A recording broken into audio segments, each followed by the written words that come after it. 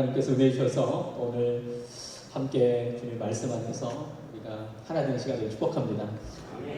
제 소개를 잠깐 하고 오늘 좀 나누려고 하는데, 저는 2012년도에 대한민국에 온 사람입니다. 2012년까지 북한에 있다가 군복무를 하다가 한국에 왔는데, 제가 좀 독특하게 왔어요. 여기 오시면 여러분 혹시 목사님 기억하시는지 모르겠지만 2012년도에 북한 군인 한 명이 그 철책을 넘어서 한국에 왔던 사건이 아마 기억나시는 뉴스를 워낙 크게 넣어서 넘겨주시면 이 한 4m 정도 되는 철책입니다. 가보신 분들 계시죠? 이 DMZ에 한 4m 정도 되는 철책이 한 3개인데 문제는 이 조만 많이 울리는 거예요. 괜찮으신가요? 잘 들리세요? 네, 괜찮으시죠? 네. 3개를 다 넘어올 때까지 그 한국군이 발견을 못했습니다. 발견을 못했어요. 그래서 그 군인들이 생활하는 여기 강원도 여주니까 조금 더 올라가면서 고성 쪽으로 제가 왔는데 군인들이 이제 생활하는 내무반까지 이제 제가 온 거예요. 잠자리. 거기까지 와서 이렇게 노크를 해가지고 제가 사람 좀 알아.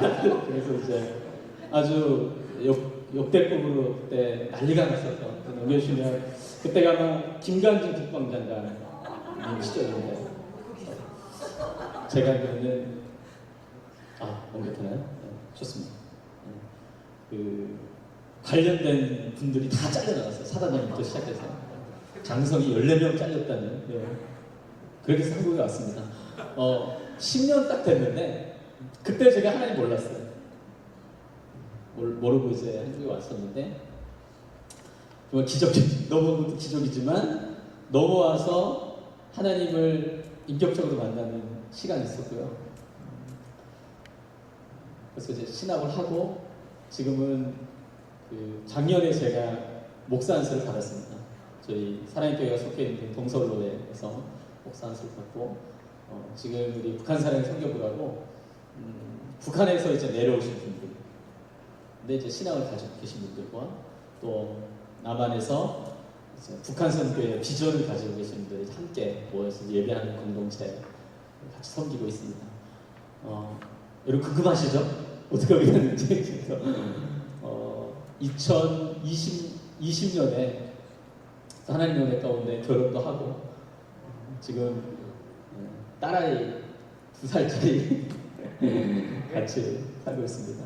하나님의 은혜가 아닐 수 없습니다. 그래서 오늘 제 이야기를 제가 1시간 9시 전에 끝내셔야 된다고 하셔서 제가 준비한 내용들을 다 나누고 줄 모르겠지만 아무튼 뭐 시간 되는 대로 하나님 주신 마음으로 나눠보려고 합니다. 제 이야기를 좀 잠깐 해드려도 괜찮을 것 같습니다. 저는 그 북한의 자강도라는 동네에서 태어났어요. 자강도. 잘 모르실 겁니다. 한국 분들은. 예전에 함경도 지역이었는데 김일성이 남한과 같이 이 행정구역도를 만든다고 하면서 이렇게 다 나눴어요. 그래서 새로 이제 신설된 도가 이제 자강도라는 동네인데 시골에서 태어났습니다. 그리고 북한은 계급사예요. 계급사예요. 그래서 신분이 다 이제 정해져 있고 또 이제 많은 자유가 없는 나라라고 이제 우리가 이해하고 있는데, 많은 자유의 억압 가운데 아주 대표적인 그 억압이 뭐냐면 이동의 자유가 없습니다. 북한은. 그러니까 여기가 원주잖아요. 원주에 태어나면 이동할 수 없어요. 북한 땅에서는. 그러니까 여기서 태어나면 죽을 때까지 원주에 있어야 됩니다. 특별한 사항이 아닌 이상. 이해가 되시죠? 여기 북한이 그런 동네예요. 그래서 제가 지금 경기도 용인에서 이제 원주로 왔는데 쉽게 올 수 있잖아요. 그렇죠? 거기가 경기도에서 강원도로. 북한 같은 경우에는 도에서 도를 넘어가려면 한 1개월 전에 경찰서 같은 데다 이제 신고를 해야 됩니다. 내가 저기를 가겠다. 근데 그게 신분증이 바로 나오는 게 아니라 사유가 또 합당해야 나옵니다. 그러니까 경찰서에서 뭐 직계가족, 예를 들면 저희 뭐 할아버님이 돌아가셨다거나 제 친척 중에 직계 가족이 결혼을 한다거나 이런 사유가 아니면 내주질 않아요. 통행증을. 그러니까 뭐 이동의 자유가 거의 없는 거죠. 그러니까 태어나면 그냥 거기서 죽을 때까지 사는 겁니다. 그러니까 법적으로 그렇게 되어 있어요. 북한은. 굉장히 답답하겠죠, 그렇죠? 그러니까 우리나라는 굉장히 좋은 나라인 겁니다. 네, 그래서 이제 제가 시골에서 태어났는데 시골 사람들은 그 이동의 자유가 없을 뿐더러 도시 사람들한테 이제 무시를 좀 많이 당해야 되는 그런 상황이 좀 많이 있어요. 그래서 놀림도 많이 당하고. 그래서 이제 초등학교, 중학교 때까지는 별 문제가 없었지만 이제 고등학교쯤 올라가면서 제 안에 슬슬 그런 마음이 생기기 시작했습니다. 우리는 무슨 죄가 있길래 이렇게 살아야 되나 이런 생각이 좀 슬슬 올라오기 시작했어요. 북한에서. 근데 여러분 아시겠지만 북한은 생각을 표출하면 안 돼요. 표출하는 순간 죽습니다. 북한은. 그러니까 한국에 와서 제가 깜짝 놀랐던 게 대통령 이름도 막 부르고 막 XX도 하잖아요. 막 대통령. 우리 너무 신기한 게 북한에서는 상상도 할 수 없는 일입니다. 우리 수령님 장군님한테 함부로 얘기했다가는 그냥 목 날라가거든요. 그러니까 이제 그런 이제 생각을 가지고 있어도 혼자만 알고 있어요. 그리고 5호 담당제, 4호 담당제라 해서 이렇게 네 분 앉아 계시면 그 중에 한 명은 수파예요, 북한에서. 그러니까 뭔가 잘못 얘기하면 보위부나 당에 이제 신고를 하게 되어 있습니다. 그러니까 정말 그 북한 사회는 아주 기가 막힌 이 공산주의자들이 북한 주민들을 그렇게 통칭하고 오갑하는 뭐 그런 사회에서 살고 있어요. 뭐 그렇게 있었는데 법적으로 시골을 벗어날 수 있는 방법은 없습니다. 그래서 제가 형제가 2명 있는데 저보다 이제 2살 많은 형님도 군대를 나가셨어요. 그래서 저도 군대를 나가야겠다 이런 마음이 좀 있었습니다. 왜냐하면 합법적으로 그 동네를 벗어날 수 있는 유일한 탈출구는 뭐냐면 군에 입대하는 거예요. 군에. 그리고 북한 군은 군복무가 10년입니다. 그러니까 18살, 19살에 군대 가면 31살 때까지 군에 있는 거예요. 못 나옵니다. 그래서 3가지 금지가 있는데 북한 군대에는 첫째는 뭐냐면 휴가 금지입니다. 절대 못 나와요. 한번 들어가면. 그리고 면회 금지됩니다. 그러니까 부모님이 어디 갔는지도 몰라요. 지역만 알아요. 강원도면 강원도에 나갔거나 뭐 이 정도만 알지 구체적으로 어디에 있는지 잘 모르는데 군사 기밀이에요. 제가 한국에 오니까 깜짝 놀라는 게 참 많습니다. 군대 가서도 핸드폰 하고 그러니까 제가 이제 우리 청년들 막 군대 가는 거 이런 친구들 위로는 아니겠지만 뭐 이런 얘기 종종 하지만 한국 군대는 군대도 아니다. 뭐 이런 얘기를 제가 종종 합니다. 왜냐하면 이건 뭐 군대가 뭐 PX도 가고 뭐 휴가도 맨날 뭐 나오고 제가 봤을 때는 휴양생활 하는 것 같은 뭐 이런 느낌인데 아무튼 북한 군대는 없습니다. 그런 거 아예 없어요. 어디 갔는지도 몰라요. 그냥 부족 가면 면회 못합니다. 아예. 그리고 한 가지는 굉장히 슬픈 일이지만 연애 금지입니다. 군대에서 연애 절대 못해요. 만약에 하다가 뭐 족발된다 그러면 바로 그냥 불명예 제대되든지 뭐 이렇게 되는 겁니다. 북한 사람들은 이 2번 말하는 거 굉장히 싫어요. 그래서 한 번 말하면 끝입니다. 북한은 더 이상 반복하지 않아요. 이제 한국에서도 이게 좀 우리 자녀세대들은 좀 잘 알아듣으면 좋겠는데 거기는 한 번 딱 얘기해요. 북한은 2번 이상 얘기하지 않습니다. 한 번 얘기해서 안 지키면 이제 물리적인 폭력이 막 들어오는 거예요.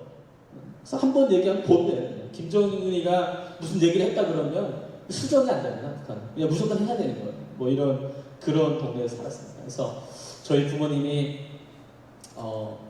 북한도 이제 뭐 배고프고 힘들고 뭐 이런 것도 있겠지만 지역에 따라서 살기가 좋은 동네도 있고 또 살기 괜찮은 동네도 있는데 제가 살던 동네는 뭐 그렇게 힘든 지역은 또 아니었어요. 그래서 먹고 살만한. 그래서 부모님도 형님도 이제 군대 갔기 때문에 너는 군대를 가지 않았으면 좋겠다는 마음이 좀 많이 있었어요. 북한은 결혼을 일찍 하기 때문에 군대 다녀보면 부모님들이 한 40대 초중반 정도밖에 안 되거든요.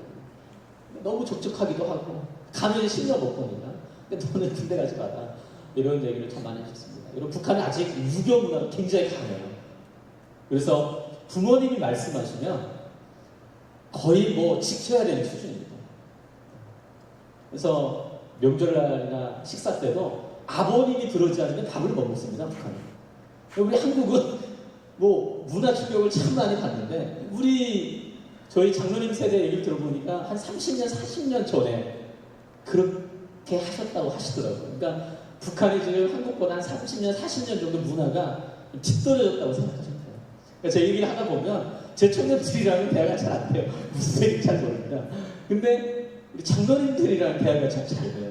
그 세대랑 제가 살았던 동네 문화랑 너무 비슷해요. 우리 북한이 그렇습니다. 아버님이 안 들어오면 밥을 먹어요. 숟가락을 들지 않아요. 그러니까 뭐 핸드폰이 있는 것도 아니고 이야기를 해주지 않거든요. 그러면 뭐 이야기 안 해주고 안 들어오시면 안 먹는 거예요. 이게 그냥 문화입니다. 그러다 보니까 이 부모님에 대한 존경이라고 해야 되나요? 이게 굉장히 어떻게 보면 이제 강한 문화 가운데 살았어서 거절하기가 굉장히 쉽지 않았지만 그럼에도 불구하고 저는 군대를 나가야 되겠다라는 마음이 많이 있어서 군대를 나가야 되겠습니다. 군대를 나가려고 결심하고 했는데 이런 북한은 의무제가 아니에요. 군대를 의무적으로 나가야 되는 건 아닙니다. 한국 분들이 북한 친구들은 한국처럼 무조건 의무적으로 군복무를 해야 되는 걸로 알고 계시는 것 같은데 저는 그렇지 않습니다. 군대 안 나가도 저는 문제가 되지 않아요. 북한에서. 오히려 오지 말라고 합니다. 요즘에는. 그냥 사건 사고도 워낙 많이 생기고 군대에서 그러다 보니까 좀 체력적으로 정신적으로 검증이 되지 않으면 북한에서도 군대를 좀 안 받아주려고 하는 그런 이제 문화가 제 때는 좀 많이 있었어요. 그래서 이제 신체 검사 다 해서 합격이 돼야지 군대를 가기 때문에 고등학교 졸업하고 군대를 가려고 신체 검사를 받았는데 신체 검사에서 불합격이 됐어요. 그래서 군대를 못 나가게 된 겁니다. 여러분 북한에서는 군대를 가야 되는데 고등학교 졸업하고 못 나가면 한국은 놀면 되잖아요, 그렇죠? 뭐 좀 더 놀면서 준비해도 되고 뭐 이런 거 있는데 북한은 조직 문화이기 때문에 개인 활동을 절대 할 수가 없어요. 그러니까 군대를 못 나가면 그 농장에 소속돼서 일을 해야 됩니다. 그 다음 날부터 일 안 하면 제가 좀 전에도 말씀드렸지만 북한 사람들은 두 번 절대 얘기하지 않습니다. 한 번 하지 마. 이거 해야 돼. 안 하면 그냥 깜방 보내고 그냥 물리적으로 이제 들어오기 때문에 무조건 해야 됩니다. 그 사회에서. 그래서 이제 군대를 못 나가기 때문에 농장에 소속돼서 제가 한 6개월 정도 일을 했어요. 아직도 기억이 나는 게 처음에 이제 그렇게 있고 싶지 않았던 시골에 떨어져서 이제 일을 하러 가는데 제 기억에도 굉장히 어린 마음이지만 한 17살, 18살 이렇게 나이밖에 안 됐을 것 같은데 아직도 생생한 게 뭐냐면 정말 쪽팔렸던 그런 이미지가 저한테 굉장히 많이 남아있어요. 그래서 이제 시골에서 일을 한 6개월 정도 했습니다. 그리고 농사일 굉장히 힘듭니다. 혹시 알고 계신 분들 계실지 모르겠지만 농사일이 너무너무 힘들어요. 무지무지 힘듭니다. 북한은 기계가 있는 것도 아니고 다 손으로 해야 되기 때문에 정말 힘듭니다. 근데 6개월 일을 하면서 제가 뼈저리게 깨달은 게 한 가지가 있었는데 죽어도 농사를 못하겠다. 일이 힘든 게 아니라 그 농사를 하면서 당하는 그 무시와 그 분위기가 제가 너무 못 견디겠어요. 그래서 6개월 정도 일을 하고 그해 이제 8월쯤에 제가 군사동원부를 찾아갔습니다. 한국으로 말하면 병무청 같은 기관이에요. 병무청. 군대를 내보내고 안 내면 이런 관할하는 시 군사동원부를 찾아가서 다짜고짜로 이제 그 책임자가 들어갔어요. 두들겨. 군대 내보내고. 그러니까 별 하나 단 분이었는데 굉장히 이제 높으신 분이었는데 어디서 천놈이 와가지고 갑자기 이제 군대를 내보냈다고 하니까 황당한 거예요. 이분이. 그래가지고 여기서 또라이 같은 자식 당장 내쫓으라고 해가지고 한마디 하고 쫓겨났어요. 꽤 큰 방이었는데. 그래서 그때 제 마음에는 어떤 마음이었냐면 이런 마음이었습니다. 내가 정말 여기서 굶어 죽으면 죽을지 이번에 무조건 군대 나간다는 그 신념이 있었어요. 여기서 쫓겨나서 휴게실 같은 데 있었는데 앉아서 그냥 기다렸습니다. 집에 안 가요. 그러니까 이분이 이렇게 퇴근하다가 보고 이렇게 있으니까 또 출근하다가 보고 계속 있는 거예요. 한 3일 정도 되니까 한마디 딱 하시더라고요.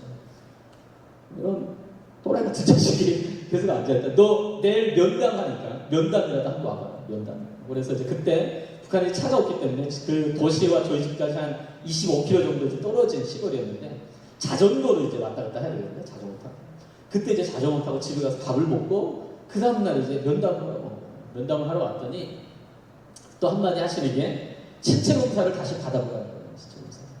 이런 북한은 신체 검사를 할 때 한국처럼 이렇게 의술이 발달된 국가가 아니기 때문에 뭐 CT 찍고 MRI 찍고 해가지고 뭐 이 사람 불합격 합격 이렇게 되는 게 아니라 이렇게 이런 책상 같은데 눕혀놓습니다. 눕혀가지고 의사들이 손을 이렇게 눌러봐요.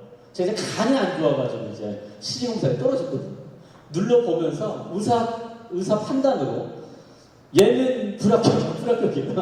얘는 합격하면 합격인데 그 기준이 뭔지 잘 모르겠지만 아무튼 뭐 의사 기준이에요. 의사가 앉아보고 얘는 뭐 간이 좀 안 좋은 것 같아요. 불합격하면 불합격인 겁니다.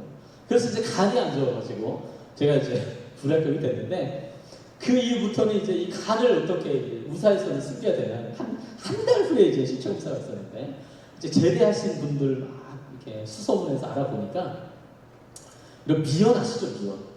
북한에서 난내이라고 하는데 미연을 빈속에 한 30분 전에 딱 먹으면 간이 순간적으로 이제 위쪽으로 좀 올려 붙는다는 거예요. 의학적으로 하도 생각한 것도 없습니다. 그냥 내용이 그렇다는 거예요. 그래서 의사의 손을 피할 수 있다. 그래가지고 지푸라기를 잡은 심정으로 이제 미연을 한 숟가락 퍼가지고 가서 30분 전에 이제 먹은 거예요. 너무 매스럽더라고요. 토할 정도로. 어떡하겠어요? 나가야 되니까. 그래서 이제 먹고 신청사를 했어요. 청사 했는데 한 몇 주 후에 이제 청창본부에서 내려와서 발표를 합니다. 합격자들 발표를 하는데 그 미연역한지는 잘 모르겠지만 붙어서 합격이 된 거예요. 그래서 이제 그렇게 나가려고 하는 군대로 이제 나가게 된 겁니다. 한국에 요즘 애들 시끄러운 게 이제 군대 안 나가려고 막 병력비리 많이 하잖아요. 그렇죠? 손도 자르고 뭐 한국 보니까 뭐 별 이상한 행동도 많이 하는데 저희 북한 친구들은 군대를 왜 나가려고 하는지 모르겠지만 그렇게 좀 많이 나가려고 합니다. 그러니까 대부분 좀 의식이 있는 청년들이라고 하면 대부분 군대 가요. 근데 문화가 그렇습니다. 한국은 고등학교 졸업하면 그냥 군대 안 나가면 어디 가는 거예요? 남자들은 대학 가잖아요. 그렇죠? 대학 가는 게 너무 자연스러운 것처럼 북한은 남자들 그냥 졸업하면 군대 가는 게 너무 자연스러운 그런 왜 그런지 모르겠지만 문화가 이제 그렇게 이제 정착이 됐습니다. 그래서 이제 군대를 제가 강원도라는 지역에 와서 군복무를 했습니다. 이 한국도 보면 고성이라는 지역이 있는데 북한도 좀 올라오면 고성이라는 지역이 있습니다. 그 위에 통천이라는 지역이 있는데 제가 거기서 군복무를 해서 해안방어 쪽에서 통천 지역에서 이제 군복무를 하다가 제가 2018년도에 군에 나가서 2012년도에 한국에 왔으니까 4년 군복무했어요. 무지무지 힘들었습니다. 뭐 너무너무 힘들었던 것들이 너무 많은데 일단 너무 배고팠어요. 그 북한 문제만 나오면 우리가 나뉘잖아요, 그렇죠? 이상하게 북한 문제만 나오면 이쪽 진영과 저쪽 진영이 만나면서 이제 뭐 싸우는 것들을 이제 한국에서 많이 보는데 좀 도와주면 이쪽 진영에서는 군인들 다 먹으러 가는 거 아니냐 뭐 이러면서 이제 비판하신 분들 제가 많이 들었던 것 같아요. 북한 군인들 무지무지 배고픕니다. 먹을 게 없어요. 지금이 8월달이니까 지금 먹을 게 좀 있거든요. 3월부터 이 감자 날 때까지 보리고개라고 하는 그 시간 동안은 북한 군인들한테는 너무너무 힘든 시간이에요. 그래서 저도 정말 너무너무 배고팠던 시간들이 저 많이 있었어요. 그래서 여러분 그 금식해보신 목사님들 많이 계시겠지만 이렇게 금식하시면 멀리서 뿌리는 라면 냄새는 막 들리지 않으세요? 막 냄새도 나고 막 근데 이제 배고프면 온 정신이 이제 먹을 거에 이제 집중되는 희한한 경우도 많이 했어요. 그래서 뱀 보면 무서워야 되는데 배고프면 막 손으로 잡아먹고 막 그렇습니다. 책뿌리도 캐먹어야 되고 정말 살아야 됩니다. 그래서 많은 군인들이 식중독으로도 많이 죽고 면역력이 약하다 보니까 면역력이 약하면 그냥 죽어요. 그냥 훈련하다가 넘어지면 면역력이 있으면 받쳐줘야 되는데 면역력이 없으니까 그냥 죽어나갑니다. 그래서 기도하실 때 우리 북한의 대부분 군인들이 이제 청년들인데 어떻게 보면 하나님의 자녀들이라고 저는 확신합니다. 우리가 통일되면 복음으로 건져내야 되는 하나님 백성들인데 지금 정말 허무하게 많이 죽어가고 있어요.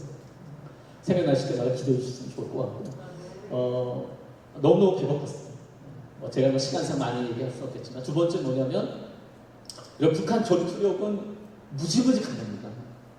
무지무지 강해요. 그래서 그 훈련 강도가 저희가 생각하는 수준을 뛰어넘는. 그래서 북한군에 가면 한 달이면 변호해서 진짜 그렇게 만들어 버립니다. 그래서 제가 이제 한국에 왔을 때 뭐 군단장님부터 시작해서 국군의 높으신 분들이 늘 하시는 질문이 있어 저한테. 남한과 북한이 싸우면 누가 이길 것 같냐? 뭐 이런 치사하지만 뭐 이렇게 중요하잖아요. 그죠? 궁금하시죠? 누가 이기냐 도대체? 뭐 이런 질문들을 참 저한테 참 많이 해주실 때가 있어요. 근데 저는 지금도 변함이 없습니다. 만약에 미국, 중국 다 빼고 그냥 남한과 북한이 싸운다 그러면 북한이 무조건 이깁니다. 게임이 안 돼요. 제가 한국군인들 정신 상태를 보니까 이런 정신력 가지고는 북한 군인을 이길 수가 없어요. 이길 수가 없어요. 그 북한 애들은 무서운 애들이에요. 정말 10년, 여러분 생각을 해보세요. 제가 우리 한국 군대 갔다 온 친구들한테 늘 한 얘기지만 1년 6개월인가요? 그쵸, 한국 군대 1년 6개월 훈련받은 사람들이야. 10년 동안 주구장창 죽이고 싸우고 이런 사람들이랑 붙어놓으면 여러분 이거 불보듯 뻔한 거 아니겠어요? 이거는 뭐 게임 자체가 안 되는 거예요. 사실. 여러분 우리가 신앙생활 할 때도 보면 저희 사랑교회도 이제 제자훈련 하고 있는데 1년 제자훈련 해도 달라져요. 눈빛이 달라집니다. 훈련 받은 사람과 훈련 받지 않은 사람이 차이가 확 나거든요. 여러분 동의하시죠? 1년 6개월 제가 보니까 그렇게 빡세게 훈련하는 것 같지도 않아요. 휴가도 맨날 나오고. 북한은 딱 격리돼서 10년 동안 무지무지 훈련을 하는데 북한 군인들은 상관이 죽으라면 죽습니다. 진짜 그런 전투력을 가지고 있어요. 이길 수가 없어요. 그래서 늘 하는 얘기가 뭐 영양실조 걸려서 뭐 이게 총 쏠 힘도 없는데 뭐 이런 얘기를 참 많이 하시는데 북한을 넣어보려고 하시는데 그래서 우리 기도를 해야 됩니다. 저희가 군인들이 이제 공사장 투입도 많이 되는데 북한 친구들이 연합계도 굉장히 강해요. 그래서 보통 공사 가면 한국처럼 기계가 뭐 이렇게 하는 게 아니라 고속도로 할 때도 산을 깎고 막 이래야 되잖아요. 비행장으로 많이 쓰기 때문에 다 곡괭이를 뚫치고 막 이렇게 산을 깎는데 30km, 40km 흑마대를 하루 종일 뛰어다녀요. 몇 년을. 그러면 한국 군인들 아무리 체력 좋은 친구들 배불리 먹이면서 3, 40km 흑마대 하루 종일 뛰어다니고 몇 년 굴리면 그 남아있을 분이 별로 없을 거예요. 제가 볼 때는. 북한 친구들은 불평 하나 없어요. 무조건 해야 되는 거예요. 이렇게 더 이상 얘기하지 않겠습니다. 이런 얘기. 너무너무 힘들었다. 근데 제가 군복무하면서 가장 힘들었던 건 뭐냐면 제가 이제 고등학교 때는 신분의 격차 때문에 너무너무 많은 힘든 시간들을 많이 경험했는데 군대에 나와보니까 군대는 제가 이제 다를 줄 알았어요. 군대에 나오면 처음부터 이제 같이 시작하기 때문에 저희 가면 내가 열심히 노력해서 뭔가 할 수 있겠다는 꿈이 있었고 꿈을 가지고 이제 군대를 나왔는데 부모님이 반대로 쓰고 군대에 나와보니까 똑같은 거예요. 군대도 단간부 자녀들 이렇게 좀 이 신분이 높은 자녀들은 정말 짧게 군복무하고 다 중앙으로 뽑혀 올라가고 저희처럼 이제 신분이 낮고 시골에서 있었던 아무 힘없는 사람들은 10년 동안 군복무해도 달라질 게 없는 거예요. 그래서 너무너무 쉽지 않은 시간들을 많이 보냈어요. 그래서 이 사회가 뭔가 많이 잘못됐다 이런 생각들을 참 많이 했었던 것 같아요. 근데 제가 말씀드렸지만 북한은 혼자만 생각하고 있어야 돼요. 밖으로 나오는 순간 큰일 납니다. 북한 사회에서. 왜냐면 공권력이 워낙 강하기 때문에 이야기할 수가 없어요. 그러다가 2012년 10월에 사건이 하나 터졌어요.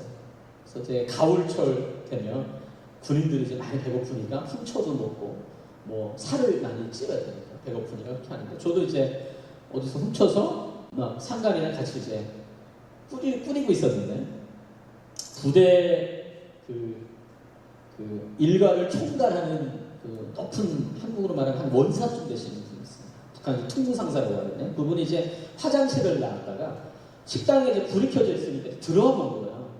그래서 제가 열심히 이제 끓이고 있었는데 뭐 하고 있냐 해서 배고파서 끓여먹고 있었는데 옥수수 끓여먹고 있었습니다. 그러니까 이분이 어디 옥수수를 끓여먹냐 해서 솔직하게 얘기했어요. 중대 옥수수를 제가 훔쳐다 끓여먹고 있었습니다. 그러니까 이분이 이제 화가 난 거예요. 그래가지고 저를 한 대 친 거예요. 어디 혼자서 하면서 저를 주먹으로 한 대 딱 때렸는데 일단은 너무 아팠어요. 한 대 맞은 거. 그 북한 군인들은 이제 삭발을 하거든요. 스님들처럼 하얗게 깎아야 됩니다. 한 대 맞아서 너무 아팠어요. 그래서 그 순간 제가 이성을 잃어버린 거예요. 그래서 순간적으로 저도 왜 그런지 모르겠지만 북한에 이제 뭐 끓여 먹으려면 가스나 전기가 없기 때문에 나무 데서 끓여 먹거든요. 이렇게 불 붙는 그 나무 하나 꺼내가지고 저도 이제 상사모리로 친 거예요. 순간적으로.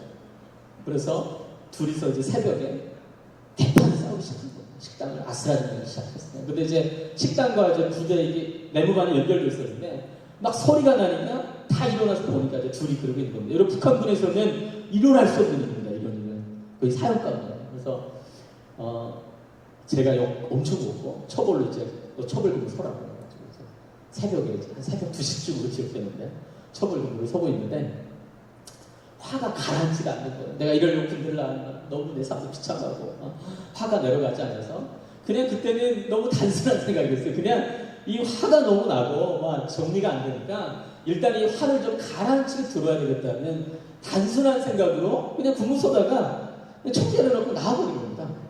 부대를 나왔어요. 그래서 이제 주머니에 돈도 좀 있고 해서 그 통천 고성 읍에 내려와서 이틀 동안 먹고 자고 다 이제 한 거예요. 정신이 돌아갔어요. 부대에 이제 복귀를 해야 되는데 무서운 거예요. 들어가면 어떻게 되지? 그때 제가 왔을 때가 22살이거든요. 22살. 굉장히 어린 나이잖아요.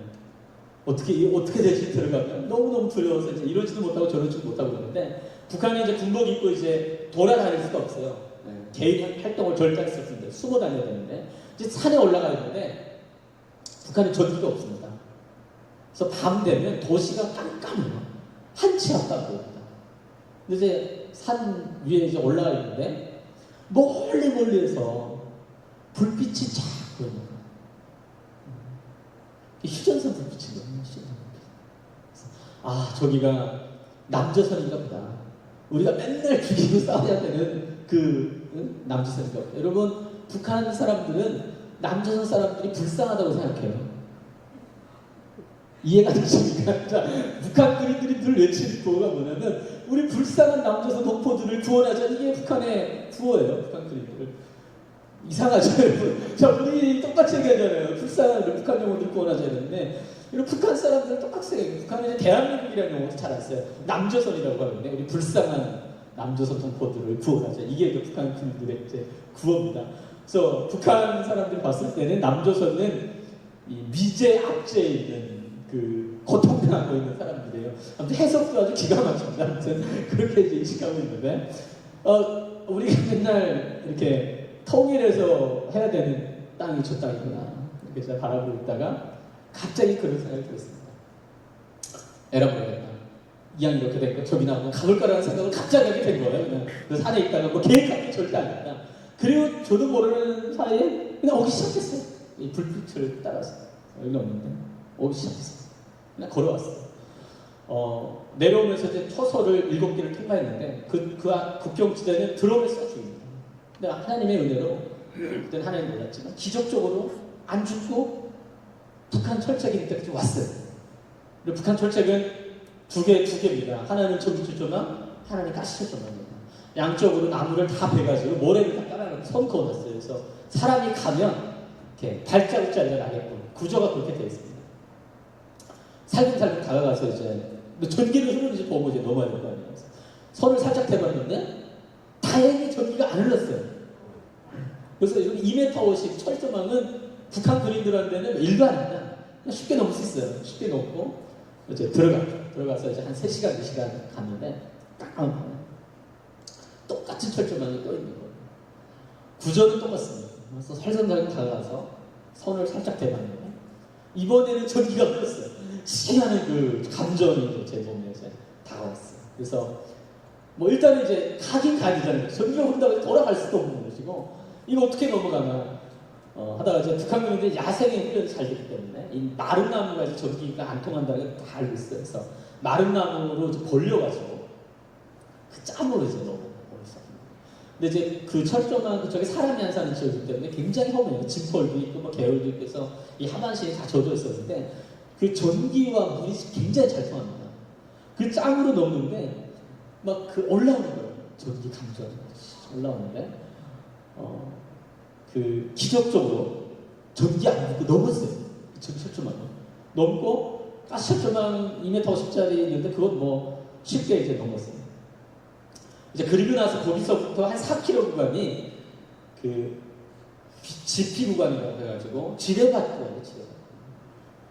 거기서 근무하신 분들 얘기 들어보니까 지뢰를 무수단으로 깔아놔서 어디를 밟아도 터지게끔 돼 있는 지역, 그 지역이라고 하더라고요. 얘기를 들어보니까. 저는 전방에 근무한 적이 없어요. 저 통천 몇십 킬로 떨어진 데서 내려왔기 때문에 뭐 여기가 뭐 지뢰가 있는지 없는지 저는 모르는 겁니다. 그냥 저는 저기 불빛 있는 데까지 한번 가봐야 되겠다는 아주 단순한 생각으로 아무 생각 없이 걸어왔어요. 아무 생각 없이 정말 걸어왔는데 기적적으로 지뢰 하나 안 밟고 여기까지 온 겁니다. 한국철자까지. 기적이죠, 여러분? 네, 기적이죠. 여기 왔는데 높잖아요. 한국철자가 무지무지 높은 데다가 막 가시 철조망도 있고 불빛까지 있어서 이 밤에 어떤 물체가 딱 매달리면 그림자가 멀리서 보이기 때문에 바로 발각이 됩니다. 한국까지 와서 이제 잡힐 수는 없는 것이고 일단은 좀 내려가 보자 해서 능선을 따라서 내려오다 보니까 이게 딱 꺾이는 지역이 있었는데 그 지역은 아마 이 전조등이 한 6m, 7m 하나씩 있는데 고장이 났었나 봐요. 그래서 한 150m 구간이 없는 거예요. 전조등이. 그 타이밍에. 그러니까 한 치역도 안 보였어요. 그 구간만. 그래서 여기를 넘어가야 됩니다. 붙어서 하나를 넘었어요. 10월 달이기 때문에 얇은 북한 군복 입고 있었어요. 굉장히 아팠을 건데 엄청 날카로워요, 그게. 그리고 이제 중간 철조망에 이제 세계잖아요, 그렇죠? 가운데 철조망 딱 올라가는데 한 100m 딱 저기 뒷문 딱 거리입니다, 저기. 저쪽에서 후레쉬 두 개가 제 쪽으로 올라오는 거예요. 영락없이 죽었거든요. 그런 생각이 있어요. 영락없이 죽었다. 철조망이 이제 올라가 있는 겁니다. 여러분 칼날 같은 철조망에 물체가 딱 올라가 있으면 박혀요, 이렇게. 내려 박힙니다. 근데 너무 긴장을 많이 하잖아요. 이 죽느냐 사느냐의 경계선에 가면 아픔을 잘 못 느끼게 사람이 그렇습니다. 오로지 관심은 그 후레쉬 죽여야 되는 거예요. 저 사람들이 나를 잡으면 죽일 거냐 살릴 거냐 여기에 이제 어떤 관심을 가지고 있는 거죠. 쭉 올라오는데 한 2-30m까지 가까이 왔어요. 근데 갑자기 후레쉬가 꺾이는 거예요. 다시 내려가는 거예요. 다시 내려가는 거예요. 올라와야 되는 거예요. 쟤네 왜 내려가지? 여기 있는데. 얘기 들어보니까 끝까지 다 올라와서 저를 생포한다고 하죠. 생포하면 그 포상금도 몇 억씩 받는 거예요. 그리고 바로 제재. 우리 그림들 가고 싶은 잡자마자 그냥 바로 제재가 됐다는 거예요. 어마어마한 기회를 날린 거죠, 사실. 여기 있는 거. 올라오면 되는 건데. 내려갔어요. 그래서 한참 있다가 3개를 넘었습니다. 그러니까 3개를 넘고 나니까 일단은 북한은 아닌 거라는 직감이 있었어요. 왜냐하면 너무 고급스럽잖아요. 철조망 자체가. 너무 고급스럽고. 근데 불빛도 있고 북한은 이렇진 않거든요. 그래서 이 북한은 아니구나. 이제는 사람을 내가 좀 만나야 되겠다. 숨지 말고. 그래서 그때부터는 숨지도 않았어요. 그냥 도로 따라 내려왔는데 내려다 보니까 초소가 나는 거예요. 초소. 작은 초소. 저기에는 제가 놓고도 않았어요. 문을 딱 이러고 들어갔는데 사람이 없어요. 사람이. 초소인데 어디 갔지? 나는 사람하고 그래서 막 지적지적 되는데 뭐 장비만 있어요. 뭐 컴퓨터 같은 것도 있고 뭐 장비만 군사 장비 있어요. 그래서 한참 지적되다가 뭐 그런 거 필요 없으니까 문 닫아버리고 이제 내려온 겁니다. 다 내려오니까 이 써니밸리인가요, 여기가? 이 호텔만큼 크지 않은데 한 절반 정도 건물이 2개가 양옆에 있더라고요. 그래서 유리문이었어요. 이렇게 다 안에 들여다보면 노크를 막 했습니다. 사람 나오라고 흔들리니까 대답이 없어요, 안에서. 어떻게 해야 그래서 이거는 여기는 사람이 없는가 보다. 근데 나중에 조사를 받다 보니까 군무구성원이 있었대요, 그 안에. 근데 대답이 없는 거예요. 그래서 사람이 없는가 보다. 그래서 반대편 건물에 간 겁니다. 이제 반대편 건물이 내부만인 거예요. 군인들 잠자는, 한 2-3명이 잠자는 데인데 거기 가가지고 이제 노크를 막 한 거예요. 사람 하니까 한 명이 나왔습니다, 이번에는. 주머니에 손 딱 엮고 키가 한 1m 90은 될 것 같아요. 하사라고 하더라고요. 하사 분이 모자도 안 쓰고 주머니 손 딱 엮고 꼬부중해 해가지고 나오다가 저랑 이제 마주친 거예요. 유리문이니까 보일 거 아니에요. 딱 마주친 겁니다. 일단은 저는 사람을 만났기 때문에 너무 반가웠어요. 일단. 드디어 제가 사람을 만났고 너무 반가웠는데 한번 생각해보세요. 12시 반 정도인데 그때 시간이 밖에서 무슨 소리가 났어요.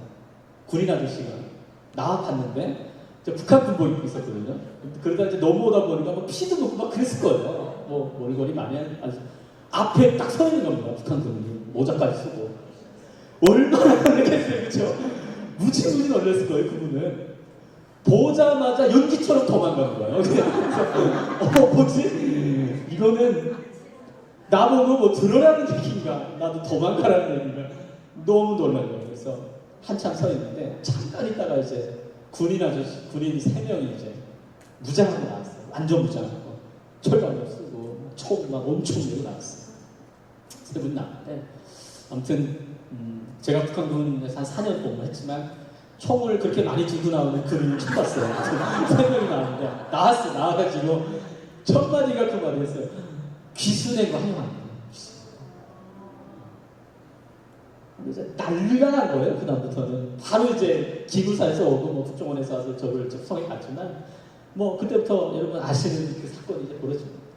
난리가 납니다. 사단장 다 잘리고 22사 제가 들어보니까 별들의 무덤이라고 하더라고요. 나중에 보니까 저기 가면 견뎌내는 군단장 뭐 청청대까지 가고 대부분 다 뭐 중간에 뭐 잘리는 뭐 그런 사단이라고 하더라고요. 아무튼 하필이면 제가 그쪽으로 와서 제가 이런 뭘 처음 받으면 두려워요. 왜냐하면 만약에 그때 그 근무하셨던 분들 만나면 어떡하나 너무 두려운데 아무튼 하나님의 은혜로 왔어요.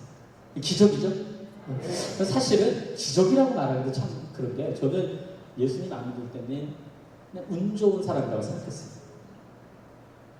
설명이 안 되잖아요, 그렇죠? 그냥 나는 만에 10,000명 중에 1명 그냥 그 정도 운이 좋아서 안 죽고 그냥 여기까지 왔구나. 뭐 이 정도 뭐 해석이 안 되는 게 제 삶이에요. 그러고 있다가 하나님을 인격적으로 만나는 사건이 있습니다. 여러분 북한 사람들은 무슬림자들이 눈물사관을 가지고 있는 사람들이에요. 이 세뇌를 철저하게 받아서 예수쟁이들은 다 이제 미친놈들이라고 이제 교육받는 사람들. 그래서 북한 교과서에는 초등학교 교과서에 이런 내용이 기록되어 있어요. 어떤 그 어린아이가 이렇게 산에 나무를 하러 가다가 사과나무에 사과가 떨어졌는데 썩은 사과였어요. 그거를 너무 배고파서 하나 먹었습니다. 근데 그 선교사가 그거 장면을 보고 소년을 잡아다가 사과나무에 묶어놓고 총광수로 이제 총광수 아시죠? 그 머리에 이마에 도적이라고 써서 죽였다. 근데 그 선교사가 누구냐면 언더우드 선교사다. 뭐 이렇게 교육을 하는 겁니다. 북한은. 그거 맨날 교육해봐요. 진짜 찔합니다. 그거. 진짜 그래요. 이 교육이 이렇게 무섭다니까요. 여러분 북한 사람들이 제일 싫어하는 게 미국이거든요. 이 양키. 이 기독교가 이 서방의 종교 아닙니까? 서양 선교사님들 전해준 기독교를 무지무지 싫어요. 북한 사람들. 그러니까 저도 정말 그 교회 다니는 사람들이 이상한 사람들인 줄 알았어요. 성경도 못 보게 하고 북한은 성경 보면 죽입니다. 예수님은 바로 죽여요. 본인만 죽는 게 아니에요. 그 가족을 전부 다 죽이든지 뭐 정치범죄에 보내든지. 그러니까 하나님을 예배할 수 없는 촉박한 땅이 북한 땅이에요. 우리 기도해야 되겠죠. 그래서 20만 명 정도가 이제 정치범 수용소에 수감돼서 생활하고 있다고 하는데 거의 뭐 통계에 의하면 대부분이 크리스찬들이 많다. 그런 얘기를 참 많이 하더라고요. 그래서 그런 사람이 제가 뭐 예수 믿는 얘기까지 하면 밤새야 됩니다. 뭐 그것까지 얘기할 필요 없고 중요한 건 뭐냐면 제가 하나님 만났다는 게 중요한 겁니다. 하나님께서 제 삶에 인격적으로 찾아오시는 사건이 한 번 있었어요. 거부하다가 이러면 예수님을 만나고 나니까 제 삶이 우연이 아니라는 걸 알았어요. 하나님께서 내 삶을 지켜주셨구나.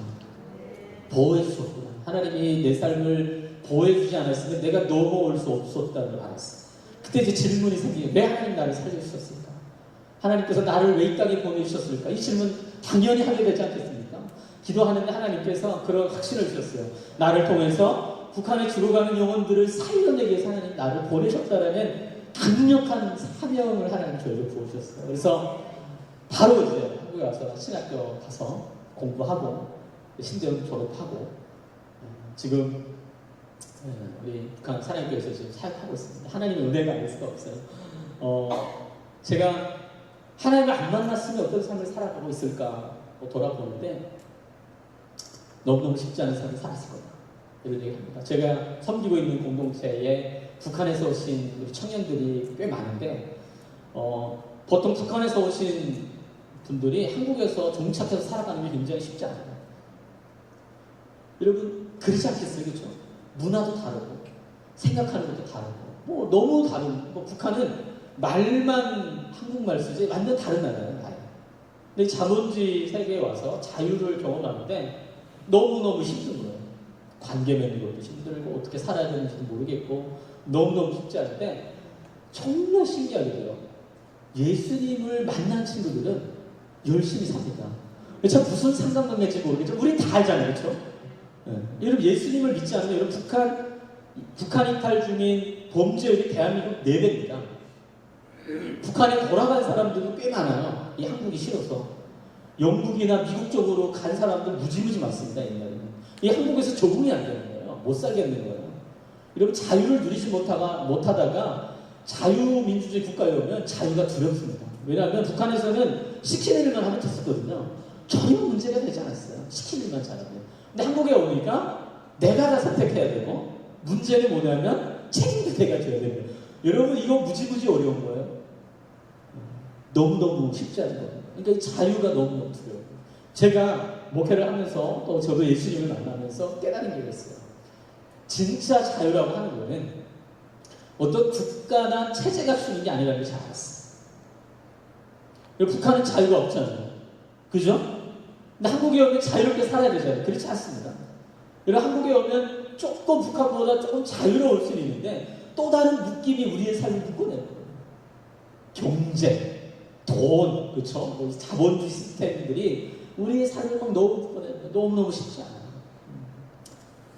제가 깨달은 게 뭐냐면 진짜 자유는 예수님 안에서만 발견됩니다. 할렐루야. 여러분 이 친구들 미국 가고 영국 가는데 거기가 똑같아요. 여러분 주님을 만나지 않으면 자유는 우리의 삶에 주어지지 않습니다. 할렐루야. 그래서 우리가 하나님께서 저는 국제정세를 보면 한 10년 내에 하나님 통일을 주시지 않을까 확신을 가지고 있는 사람인데 우리가 통일을 준비해야 되지 않겠습니까? 여러분 준비하지 않는 통일은 축복이 아니라 좀 재앙이라고 믿는 사람입니다. 그래서 우리 청년들이랑 어떻게 준비할 거냐 이 고민들을 하고 있는데 여러분 우리 탈북민들은 이 땅에서 38,000명, 많게는 4만 명 정도를 보고 있는데 하나님이 왜 보내주셨겠어요? 이제 조금 남겠지만 통일을 준비하라고 보내주셨다고 저는 확신합니다. 이 사람들을 어떻게 우리가 준비시킬 거냐? 첫 번째는 예수님 만나는 거예요. 신기하게 예수님 만나면 삶이 변하게끔 되어 있어요. 제대로 만났다면 가족에. 그래서 저도 오늘 하나님을 제대로 만난 사람으로서 뭐 시간이 되는 대로 잠깐 나누도록 하겠습니다. 시간이 너무 짧아서 40초. 예. 시간을 좀 연장받았습니다. 아 그랬나요? 좀 더 해도 괜찮겠습니까? 여러분 괜찮으시겠어요? 네. 자 넘겨주시면 뭐가 있을까요? PPT. 저는 북한 사람이기 때문에 통일에 대한 이야기를 안 하고 갈 수가 없습니다. 통일은 하나님께서 우리 세대에 주신 과제라고 좀 믿는 사람이에요. 제가 한국에 와서 대한민국 근현대사를 좀 살펴보니까 하나님께서 각 시대마다 그 세대에게 주신 과제 내지는 숙제 같은 게 있었다는 걸 제가 발견하게 됐어요. 예를 들면 일제강점기 시대에 우리 민족에게 숙제는 뭐였냐면 예수를 믿든 안 믿든 공통된 과제가 있었어요. 그건 뭐냐면 빼앗긴 나라를 되찾아오는 거였어요. 여러분 이거는 뭐 예수를 믿느냐 안 믿느냐를 떠나서 그 당시에 깨어있는 청년들이라든가 지식인들은 당연히 가지고 있었던 마음 아니겠어요? 근데 그 중심에 누가 있었냐면 그리스도인들이 있었던 거죠. 3.1운동의 주역들이 크리스찬들이 많았고 그 당시에 교회에 가면 그 시대 청년들이 교회 가면 나라를 위해서 독립을 위해서 뭔가 붙잡을 수 있는 깃발 같은 것들이 있었단 말이에요. 그래서 많은 청년들이 크리스찬 청년들이 교회를 중심으로 선교단체를 중심으로 하나님 나라를 꿈꿔왔던 것을 우리가 발견하게 됩니다.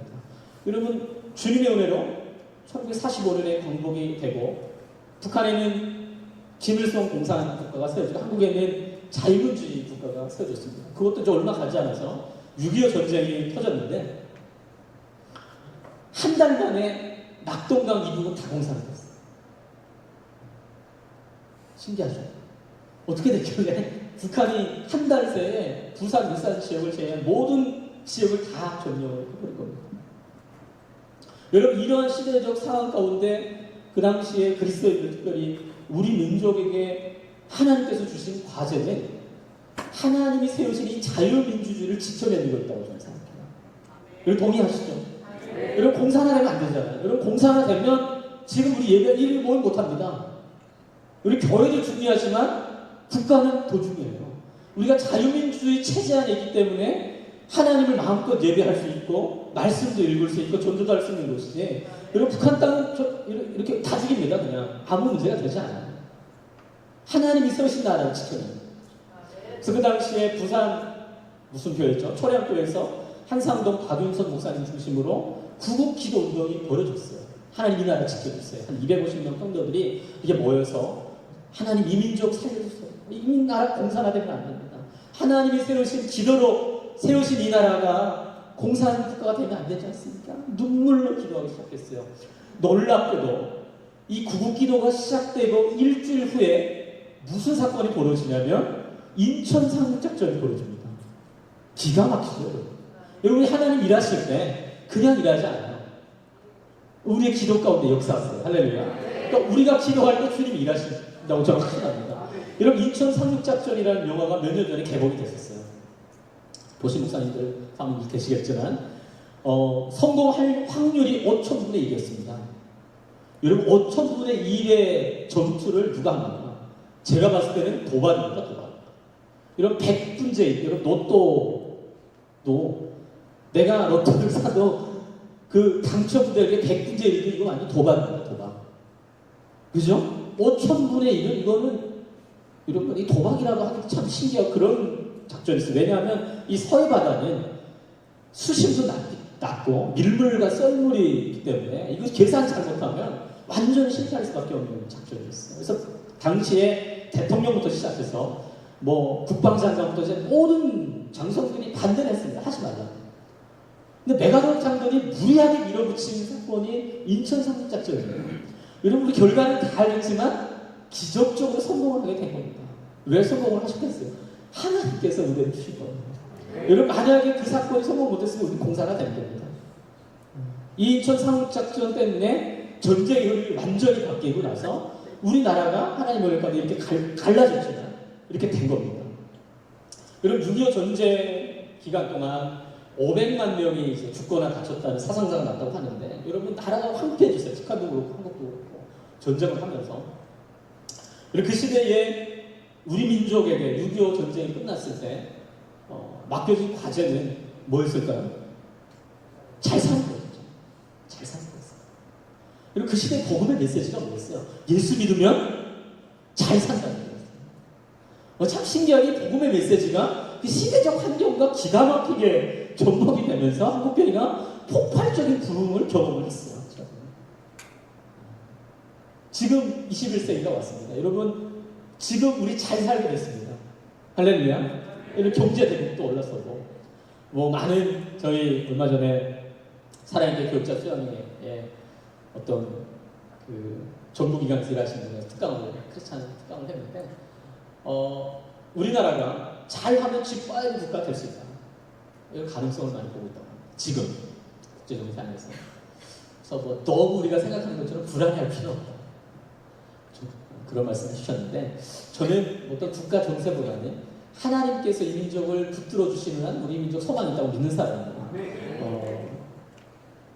21세기 계속 우리 시대에 왔는데 너무너무 잘 살아졌어요. 근데 제가 청년 사역도 하고 우리 청년들을 만나다 보면 비극이 뭐냐면 잘 사는데 그렇게 생각하지 않는 거예요. 이런 우리 청년들 만나보세요. 늘 어떤 마음이냐면 부족하다는 생각이 많이 있습니다. 그죠? 나는 만족해, 나는 풍족해, 나는 그래서 걱정이 없어. 이런 청년들을 만나보기가 쉽지가 않아요. 근데 참 이상해요. 우리 너무 잘 사는데 너무 빈곤 가운데 있는 거, 이 풍요로움 가운데 빈곤을 느끼는 거는 제가 봤을 때는 엄청난 비극이다, 이런 생각 참 많이 합니다. 여러분 우리 저녁밥 먹고 뭐 커피도 마실 수 있고 바나나 너무 쉽게 먹을 수 있잖아요. 이제 청소년들 하는 친구지만 귤 같은 거 어렵지 않게 먹을 수 있는 겁니다. 우리는 안 그럽니까? 뭐 그렇잖아요, 그렇죠? 여러분. 자, 우리 그런 세상에 살고 있어요. 북한은 이 사교육만 누릴 수 있는 특권입니다. 아무나 먹어. 바나나 같은 경우에는 할아버지 칠순잔치 이때밖에 못 먹어요. 너무 귀한 과일. 귤 같은 거 먹기 어려운 과일이에요. 우리 차가 있잖아요, 그렇죠? 차 타고 다니고 너무 잘 삽니다. 근데 정말 우리 다음 세대 가운데 저는 또 우리 교회 가운데 하나님 우리가 이 풍요로움을 제대로 누리는 세대 되게 살려면 여러분 축복을 잘 받아들여야 되는데 하나님의 축복을 못 누리면 너무너무 안타깝다 이런 생각이 많이 듭니다. 근데 그럼에도 불구하고 요즘 세대 또 이 세대가 교회에 던지는 질문은 뭐냐면 교회 가면 복 받는다는 얘기를 많이 듣고 예수 믿으면 잘 된다는 얘기를 참 많이 듣습니다. 근데 문제는 뭐냐면 이런 거예요. 잘 되는 게 뭐냐 도대체. 이제 이 시대 청년들은 그런 질문을 합니다. 잘 산다는 게 뭐냐? 예수 믿고 잘 산다는데 복 받는다는 도대체 그게 뭔지 모르겠는 거예요. 이거를 교회가 설명들을 해주지 않습니다. 그래서 여러분 보면 교회는 다니지만 영향이 전혀 없어요. 예, 오늘날 참 교회 비극 가운데 하나 아닐 수가 없습니다. 우리가 정말 기도해야 되는 영역이죠. 교회는 나오지만 하나님의 말씀이 그들의 삶을 다스려내지 못하는 겁니다. 직장과 가정과 모든 영역에서 말씀이 기준이 돼서 살아내는 진짜 그리스도인들이 있어야 되는데 오늘날 우리 세대 청년들도 우리 세대가 우리 부모 세대가 그 유산들을 잘 못 물려주지 않나라는 그런 생각들을 참 많이 합니다. 그럼에도 불구하고 저는 우리 세대에 하나님께서 주신 과제가 한 가지가 있다면 풀어야 될 숙제가 있다면 통일이 아닐까라는 생각이 있어요. 우리 경제가 이제 멈춰서고 모든 것이 성장이 딱 멈춰진 시대 가운데 저는 이 통일이 하나의 큰 돌파구가 되지 않을까라는 확신을 가지고 있어요. 이게 경제적으로 됐든 영적으로 됐든 아마 끝나고 나시면 동의하지 않을지 모르겠지만 머리가 뜨거우시지 않을까. 자, 넘겨주시면 왜 통일이 돼야 되냐. 하나님의 뜻이라고 확신합니다. 자, 넘겨주시면 여러분 100년 전만 해도 북한이 이런 땅이었어요. 사실 평양 대붕이 있었던 땅 아닙니까? 그래서 당시에 평양 지역에 있었던 교회가 남한에 있는 지역에 전 지역을 합친 교회보다 훨씬 더 많았다고 해요. 제가 평양 대붕 운동 기록을 좀 살펴보니까 집회를 하는데 막 순사들이 방해하러 왔다가 막 성령 받아가지고 회개하고 막 이런 일들이 일어나고 뭐 초등학교, 여중학교 막 이런 애들이 수업을 못하는 거예요. 회개하고 회개운동 막 일어나면서 당시에 평양은 우리나라에서 가장 기생과 이 술집이 많았던 도시, 탈락의 도시였다고 합니다. 평양 대붕운동이 일어나면서 술집과 기생들이 다 사라졌어요. 기가 막힌 역사 아닙니까? 이런 땅이었는데 그죠? 한국교회의 엄청난 은혜를 하나님의 부흥을 경험했던 지역이었는데 지금 어떻게 변했냐면 넘겨주시면 이렇게 변했어요. 여러분 이 자리가 장대교회 자리 아닙니까? 그렇죠? 평양 대붕의 중심지였던 자리가 이제 북한의 아주 대표적인 우상숭배의 장소가 됐어요. 여러분 북한 평양 견학 가면 많은 사람들이 반드시 가야 되는 코스입니다. 여기 와서 이제 저 동상을 향해서 이제 절하고 참배하는 게 이제 북한 사람들 이제 의식인데, 여러분 북한이 가장 잘 만드는 게 동상 기술이에요. 저거는 전 세계로 수출한다고 해요. 기가 막히죠. 전국에 북한 전역에 저런 조형물이 38,000개가 있습니다. 평양에만 있는 게 아니에요. 전국 도시 군 뭐 전부 다 해서 38,000개가 자리가 있습니다. 그러니까 하나님의 교회가 있었던 장소에 우상의 자리를 대체가 되는 땅을 가지고 있어요. 여러분 우리가 같은 민족이 아니더라도 하나님의 관점에서 이 북한 땅을 하나님이 보신다고 했을 때 하나님 마음 얼마나 아프실까라는 생각이 있어요. 여러분 통일돼야 되겠죠. 자, 그럼에도 불구하고 저는 통일은 하나님 반드시 주신다고 믿는 사람이에요. 하나님의 역사를 주관하시는 분이라고 저는 확신하는 사람인데 이런 하나님 역사하십니다. 일단 우리가 보기에는 김일성 3대 세습이 통치하는 것 같이 보이지만 하나님 역사하십니다. 아멘이시죠? 자, 넘겨주시면 그 중도가 우리 탈북민들이에요. 자, 여기 옛날 자료여서 33,850명 15명이 한국에 거주한다고 하는데 탈북한 사람들이 한 38,000에서 해외까지 보면 한 4만 명 정도를 보고 있습니다. 여러분 90년대 이전까지 북한은 미지의 땅이었어요. 갈 수도 없고 나올 수도 없고. 그래서 예전에 비행기 몰고 오신 그 누구죠? 이웅평 대는 이런 분들 아니면 올 수가 없는 땅이었습니다. 북한은. 근데 여러분 94년도부터 어떤 일이 북한 땅에 벌어지냐면 아사 사태라는 게 시작이 됩니다. 3년 동안 얼마나 많이 죽냐면 300만 명이 굶어 죽어요. 여러분 굶어서 300만 명이 죽어요. 이게 말이 안 되는 일이잖아요.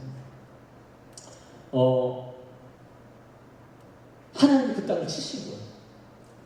놀랍게도 그 전까지 국경이 완전히 봉쇄됐었는데 300만 명이 굶어 죽다 보니까 그 전에는 북한의 공산주의국가이기 때문에 배급제였어요. 배급제. 국가가 다 해줬단 말이에요. 근데 오늘날 배급을 3년 동안 못 주고 그러면서 사람들이 죽어나가다 보니까 사람들이 살기 위해서 중국으로 많이 넘어오기 시작한 거예요. 수십만 명이 왔어요. 중국. 온 거는 뭐 집단 탈북이 일어났는데 이유는 한 가지밖에 없어요. 북한에서 죽으니까. 살기 위해서 왔단 말이에요. 왔어요. 근데 제가 청주에 신대원에서 이제 신학을 공부했는데 그때 당시에 우리 전사님들 또 목회하시던 분들 가운데 하나님께서 기도 가운데 그 전에 90년대 초에 어떤 마음 주셨냐면 연변으로 가라. 이런 마음들을 많이 주셨다고요. 그래서 이유도 모른 채 연변 지역으로 많이 간 거예요. 목사님들이. 몇 년 지나지 않아서 수십만 명의 탈북민들이 물밀듯이 연변 쪽으로 오기 시작한 거예요. 여러분 이 사람들 누가 받았을까요? 교회가 받은 거예요. 교회가 받은 겁니다.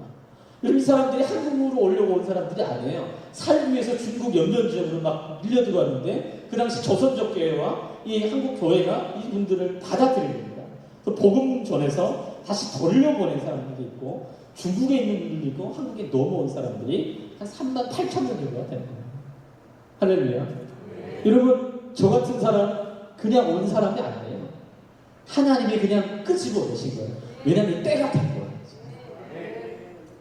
올해가 정전 70주년의 해안입니다.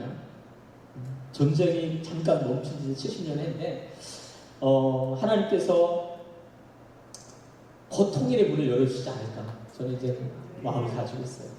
그러니까 이분들이 이제 한국에 왔는데 너무 안타까운 현상이 있습니다. 보통 이분들이 교회를 통해서 한국까지 오기 때문에 거의 90%, 95%가 신앙을 가지고 옵니다. 한국까지 오기 때문에. 그리고 기적적으로 하나님을 경험해요. 오는 과정에. 근데 한국 교회에 와서 거의 7, 80%가 다 떠나요. 또. 그럼 혹시 목사님 섬기시는 교회 북한 지체 왔다가 가신 경험 가지고 계신가요? 계실 것도 같겠죠? 네, 계실 것도 같습니다. 적응을 잘 못합니다. 여러분 대한민국에 5만 교회, 6만 교회가 있다고 하는데 참 신기한 거는 한 교회가 탈북 한 명도 제대로 풀지 못합니다. 대부분 교회에 적응을 못합니다. 왜 적응을 못하냐면 여러분 이 북한 사람들 종교생활 하다 온 사람들 아니에요. 교회 문화가 북한 정권이랑 비슷합니다. 너무너무 비슷해요. 그냥 하나님 김일성만 빼면 거의 똑같아요. 뉘앙스가 그렇습니다. 처음에는 거부감도 있어요. 교회 갔더니 너무 비슷해요.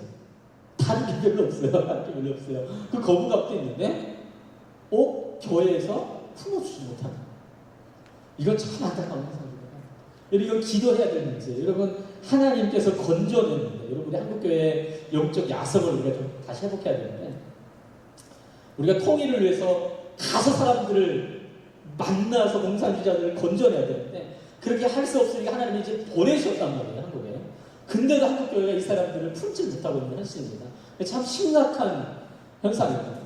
아무튼 이렇게 하나님께서 일하기 시작한 증거가 아닐까 이런 생각이 있습니다. 더 넘겨주면 이런 북한 땅의 지하교회가 있습니다. 지하교회라기보다는 지하교회 성도들이 있는 거죠. 얼마 전에도 이제 북한 탈북민들 4,000명을 구출하신 슈퍼맨 목사님입니다. 이시성 작가가 쓴 1만 킬로미터라는 책을 보시면 슈퍼맨 목사님이 제가 예전에 선교된 교회에 오셔서 말씀드려서 저도 들었는데 지하교회 성도들이 북한 땅에서 우상을 숭배하지 않고 하나님의 말씀을 붙잡고 예배하는 사람들이 있어요.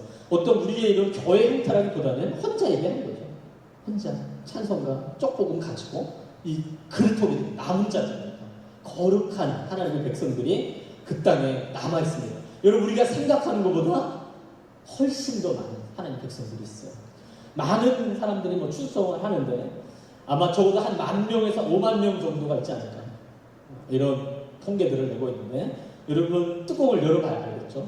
문제는 뭐냐면 그 마오쩌둥이 문화혁명할 때 중국에 목사님들 다 잡아가지고 선교사님 다 추방했습니다. 교회 다 폐쇄해야 돼. 그때 이제 많은 선교학자들이 무슨 얘기를 했냐면 중국교회 이제 끝났다라는 진단을 많이 내렸다고 합니다. 그리고 20년 시간이 흘러서 등석평이 개혁개방을 딱 했는데 여러분 뭐 생각해보세요. 목사님도 없고 선교사님도 없고 교회도 다 폐쇄해버렸는데 그렇게 되면 교회가 성장을 해야 됩니까? 교회가 없어져야 정상입니까? 기본적으로 없어져야 정상입니다. 근데 등석평 때 개혁개방을 딱 해보니까 그때 당시에 1억 7천만인가 1억 8천만의 중국 그리스도인들이 그 안에서 예배를 하고 있었단 말이에요. 여러분 하나님 나라는 어떤 국가체제가 뭐 이렇게 파쇄한다고 해서 없어지는 게 아니에요. 할렐루야. 북한도 마찬가지입니다. 예수 믿으면 잡아 죽인다고 해서 교회가 하나님 나라가 멈춰지는 게 아니라 여러분 그럼에도 불구하고 하나님 나라는 전진되어 갑니다. 할렐루야. 그러니까 우리가 볼 때 북한에 뭔가 이렇게 죽어가고 뭐 안쓰러운 걸 보는 게 아니라 믿음의 사람들은 하나님이 어떻게 일하시는지 여기 초점을 맞출 필요가 있어요. 우리 하나님 일하고 계시죠. 이게 이제 북한 지하교회 지역법입니다. 이런 많죠. 전국에 그렇죠. 하나님이 이렇게 많은 사람들 많이 있어요. 제가 봤을 때는 마지막 때 통일 때에 이분들 통해 하나님 역사하시지 않을까. 우리의 믿음과는 차원이 다른 그런 믿음이 아닐까 싶습니다.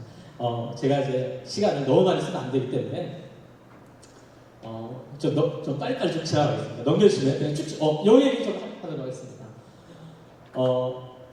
독일 동방 정책을 했던 이제 빌리 브란트 총리인데 이 사람이 89년도에 한국에 왔었습니다. 와서 무슨 얘기를 했냐면 만약에 통일이 되면 독일보다 남한이 먼저 될 거다 이런 얘기를 하고 갔습니다. 이 빌리 브란트가 통일 정책을 펴면서 수십 년을 해왔는데 안 되더라는 거예요. 왜냐하면 당시 독일은 전범국가이기 때문에 미국, 영국, 소련, 프랑스 네 나라가 이제 분할 통치하고 있는 나라였어요. 그러다 보니까 이 통일이 되기가 굉장히 쉽지 않겠다 이런 판단을 내렸습니다. 그런데 그런 강연을 하고 며칠을 지나지 않아서 베를린 장벽이 무너졌어요. 그래서 이 사람이 급하게 돌아갔습니다. 그러니까 여러분 통일이라고 하는 거는 어떤 정치가들이 이렇게 노력해서 되는 게 아니에요. 하나님이 하시는 겁니다. 그러니까 이 사람이 봤을 때 안 되는데 하나님 때가 되면 여는 거예요. 그래서 콜 총리 같은 경우에도 우리가 하나님의 옷자락을 붙잡았다. 통일의 시간. 이런 표현들을 쓸 수밖에 없는 거죠. 그래서 저는 우리나라가 이제 통일이 안 될 수밖에 없는 상황이잖아요. 그렇죠? 국제정세를 보면, 지정학적으로, 정치학적으로 보면 저는 그래서 더 소망이 있다고 생각해요. 또 우리 한국교회, 또 세계 열방 가운데 하나님께서 어떤 고백을 받기를 원하실까? 제가 기도하는데 하나님 이런 마음 주시는 것 같아요. 통일은 내가 하는 거예요. 미국이나 중국이나 이런 나라들이 정치적으로 풀어서 해결하는 게 아니라 때가 돼. 주님이 여는 거예요. 우리 하나님만 영광 받기 위해서 하나님께서 지금 기다리고 계시지 않을까. 이런 확신이 있어요. 너무너무 기가 막혀요. 넘겨주세요. 쭉쭉 넘겨주시면. 자, 이것도 넘겨주세요. 자, 이전에. 자, 요거는 오늘 주제니까. 시간을 좀 많이 주셔서 조금 더 하도록 하겠습니다. 제가 이제 거룩한 구원을 위해서 우리가 좀 준비해야 되는 시즌에 들어오지 않나 생각했습니다. 여러분, 북한을 보면 소망이 없어 보이잖아요. 그렇죠? 제가 처음에도 말씀드렸지만 예수를 믿으면 바로 죽입니다. 성경을 발각되게 바로 죽입니다. 여러분, 제가 얼마 전에 이제 북한 고르베에서 근무하던 형제랑 이제 잠깐 교제를 했는데 북한에서 1급 사건은 뭐냐면 최고 존엄을 모독하는 사건이에요. 그러니까 김일성, 김정일, 김정은을 모독하면 재판당하고 죽입니다. 싹 죽여도 아무 문제가 되지 않아요. 북한에서는. 여러분 혹시 기억하실지 모르겠지만 언제죠? 아시안 게임인가요? 2007년인가요? 북한에서 응원단이 내려왔는데 갑자기 다 올라갔어요. 응원하다 말고 대표단 다 올라갔어요. 왜냐하면 김정일과 김대중 노무현 대통령인가요? 이렇게 악수하는 사진이었는데 북한에서 그게 이제 비가 와서 이렇게 떨어졌었나 봐요, 길바닥에. 근데 이제 북한 그 응원단이 그걸 보고 화가 나는 겁니다, 이 사람들이. 어디 우리 장군님이 이렇게 떨어져서 이제 비 맞는데 이걸 허용할 수가 있냐, 이러면 이해가 됐어요. 이거 정말 너무너무 황당해서 다 돌아간 거예요. 그리고 보면 북한 회의하는 거 보면 이제 별 하나, 두 개, 세 개 단 장성들이 막 회의를 하는데 눈물 흘리는 뉴스 보실 겁니다. 뭐 가짜인지 쇼하는지 잘 모르겠지만 왜 눈물 흘리는지 아세요? 우리 김정은 원수님 코로나 걸렸다고 우는 거예요. 장성들 보면 여러분 북한에서 장군 되려면 포대도 얼마나 공부 얼마나 많이 해야 되겠어요. 이런 사람들이니까 여러분이 마지막 때가 이제 미혹의 시대잖아요. 이 대한민국 보면 이제 미혹들을 하는데 이 북한은 거대한 이 미혹에 딱 미혹을 해버리는 겁니다. 그러니까 사람들이 이성이 막 마비되고 그냥 세뇌가 되다 보니까 집단적으로 우상을 숭배하는데 제가 이제 한국에 와서 보니까 여러분이 한국도 만만치가 않아요. 여러분 우리나라 성산업이 무지무지 큰 거 아시죠? 제가 알기로는 10조가 넘는 걸로 알고 있습니다. 미국보다 훨씬 더 많다는 거 아닙니까? 우리나라가. 그러니까 굉장히 음란한 세대에 많이 노출되어 있고 뭐 동성애 퍼레이드라든가 뭐 차별금지법이라든가 뭐 이런 법안들 하나님을 대적하는 창조 질서에 온나는 정말 행위들이 막 여기저기서 막 일어나고 있어요. 여러분 정말 너무 위기감들이 많이 느껴지시죠? 여러분 우리 대한민국도 이제 안전한 나라가 아니에요. 여러분 대한민국은 하나님께서 붙잡아 주신 나라 아닙니까? 하나님 세우신 나라인데 어쩌다가 이 세대가 하나님을 경외하지 않아요. 거룩을 잘 잃어버린 거예요. 교회도 마찬가지고. 그래서 이제 다시 복음의 능력을 회복해야 되는 시대이지 않나. 제가 청년들을 만나다 보면 왜 이렇게 교회에서 상처들을 많이 받는지 모르겠어요. 참 신기해요. 그냥 뭐 하면 여러분 그런 저는 이해가 안 될 때 자꾸 뭐 하면 그냥 상처받았다는 얘기 참 많이 듣습니다. 그래서 얘기를 들어보면 뭐가 상처냐 들어보면 뭐 별것도 아닌 문제예요. 물어보면 그리고 힘들지 않는 애가 없어요. 기가 막혀요. 의사하는 친구들, 뭐 대기업 다니는 애들, 공부하는 친구들, 뭐 아무튼 물어보면 다 힘들대요. 다 힘들대요. 근데 가만히 들어보면 예수님 때문에 힘든 건 하나도 없습니다. 참 신기해요. 말씀을 지켜내기 위해서, 말씀대로 신음하기 위해서, 하나님이 주신 이 거룩을 지켜내기 위해서 힘들고 괴롭다는 친구들 만나보기 어렵습니다. 이 시대에. 다 왜 힘들어요? 세상적인 거예요. 연애부터 시작해서 직장 문제, 결혼 문제, 뭐 아무튼 다 들어보면 시부모님과의 갈등 문제, 아무튼 뭐 대부분 다 세상 문제예요. 제가 들으면 캡션이 된 겁니다. 너 뭐가 다르냐 도대체? 교회 다니는 거 빼고는 다를 게 없는 거예요. 여러분이 심각한 현상 아니겠어요? 하나님께서 우리에게 양들을 맡기셨는데 이런 사람 이렇게 하라고 맡기셨다고 저는 아니라고 생각합니다. 굉장히 심각한 세상이 되고 있다. 그러니까 교회는 나오고 있는데 하나님의 거룩과 복음의 능력이 삶의 현장까지 이어지지 않는 아주 희한한 시대에 우리 한국교회에 지금 처하고 있지 않나라는 진단을 제가 조심스럽게 해봅니다. 사실 많은 일본이나 이스라엘 모사드나 CIA는 2, 3년 안에 대만 전쟁을 기점으로 우리 한반도에 엄청난 변화가 일어날 거라고 지금 추측을 하고 있다고 합니다. 지금 한국만이 지금 편하게 살고 있는 거예요. 여러분 우리 기도할 때입니다. 사실은 우리나라 위태위태합니다. 사실 우리가 하나님을 붙잡으면 살 거고 저 확신합니다. 다시 하나님의 거룩을 회복하면 이민족의 소망이 있을 거고 잃어버리면 이민족 소망이 없어요. 여러분 우리나라가 어떻게 여기까지 왔나요? 우리가 잘한 것도 됐지만 저 하나님이 나라를 축복해 주셨다고 확신하는 사람들. 여러분 공산주의자들은 게을러스럽게 못 사는 게 아니에요. 공산주의자들 열심히 합니다. 월급이 2,700원인데 2,700원은 쌀 한 킬로도 못 사요. 여러분 4인 가족이 한 달 먹고 살아야 되는데 어떻게 삽니까? 그래도 국가에 충성하면서 그렇게 사는 북한이 있단 말이에요.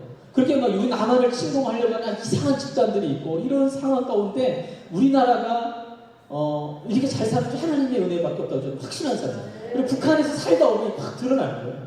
그래서 제가 이 불평하는 애들이 있으면 북한 가라는 거예요. 뭐 농담 삼아 이런 얘기 하지만 정말 그래요. 근데 이제 복음의 능력을 우리가 다시 회복해야 되는 시대가 오지 않을까 확신이 있습니다. 어떻게 회복할 거냐? 저는 답은 예수님밖에 없다고 생각합니다. 복음이 예수님 아닙니까? 제가 힘들 때마다 제가 휴전선 넘어올 때를 자주 떠올립니다. 여러분 만약에 생각해보세요. 제가 넘어오다가 전기철조망이 있을 때 이거 넘어다가 죽겠는데 돌아갔으면 어떤 일이 벌어졌을까? 지뢰바지 알든 몰라든 못 가겠는데 돌아갔으면 어떤 일이 벌어졌을까? 둘 중에 하나였을 거예요. 돌아가다가 북한 군인들 잡혀서 죽죠. 그죠? 정말 운이 좋아서 1000번만 살아있어도 아마 사는 인생이 아니었을 겁니다. 그죠? 근데 제가 한국에 와서 신앙생활을 해보니까 예수를 믿는 게 비슷해요. 무지무지 비슷합니다. 여러분 예수 믿는 거 쉽습니까? 어렵습니까? 제 초년에 늘 하는 얘기지만 어려워요. 말씀대로 사는 게 무지무지 어렵습니다. 저도 그런 얘기 종종 해요. 예수 믿는 게 쉬우면 나 예수 안 된다. 여러분 가치 있는 거, 세상에 가치 있는 거는 쉬운 거 없어요. 여러분 동의하시죠? 우리가 왜 평생을 싸워야 돼? 가치가 있기 때문에. 영원한 가치가 있기 때문에 우리가 싸우는 거 아니겠어요? 너무너무 어려운 거란 말이에요. 사단이 장애물들을 많이 우리의 삶에 또 우리 교회에 섬기는 많이 공격을 저도 그런 경험들 참 많이 합니다. 문제는 뭐냐면 도망치면 죽는다. 이겨내야 될 거 아닙니까? 넘어가야 되는데 저도 청년사역을 하다 보면 도망치는 친구들은 돌고 돌아서 그 문제 반드시 직면해요. 우리 하나님은 신실하셔서 어떤 문제를 그냥 얼렁뚱땅 넘기시는 분이 아니시잖아요. 저는 우리 교회 문제를 마찬가지입니다. 우리가 돌파해야 되는 지점이 있다면 돌파를 해야 다음 단계의 성장이 있는데 우리 이 세대가 고생을 많이 안 해본 세대이기 때문에 쉽게 포기하는 세대예요. 그러니까 믿음의 신앙생활 하다가도 조금만 어려움이 있으면 포기할 때 굉장히 많아요. 그러니까 늘 제자리인 거죠. 늘 제자리. 근데 저는 이겨낼 방법은 딱 하나밖에 없다고 생각해요. 예수님을 바라보는 거죠. 제가 그 어려움 가운데 한 가지 생각밖에 없었어요. 어떤 생각이었냐면 사나이를 태어났으니까 이 북한 사람들은 그런 게 있기 때문에 사나이를 태어났으니 죽든 살든 내가 저 불빛까지 가보고 죽는다. 이런 마음이었어요. 어린 마음이에요. 그거 보고 온 거란 말이에요. 근데 우리 삶에도 똑같더라고요. 어려움이 있을 때 내가 하려면 너무너무 힘들고 할 수도 없거든요. 예수님을 바라보면 주님이 힘을 주셔서 포기하는 게 아니라 견뎌내는 은혜를 주시는 거 참 많이 경험해요. 참 우리 청년 세대에 꼭 필요한 메시지가 아닐까 싶어요. 주님이 힘을 주시는 거죠. 할렐루야. 저는 복음의 능력이 있다고 믿는 사람이에요. 예수 그리스도 안에 능력이 있다. 저희 사랑교회 안에 그 칼세미나가 있는데 제자를 하면 하시는 이제 강명옥 전사님이라는 분이 계시는데 그분이 이제 강의를 하시는데 이런 말씀을 하시는 거예요. 여러분 예수님의 이름의 능력을 사용하세요. 할렐루야. 여러분 너무 당연한 얘기죠. 당연하지 않아요.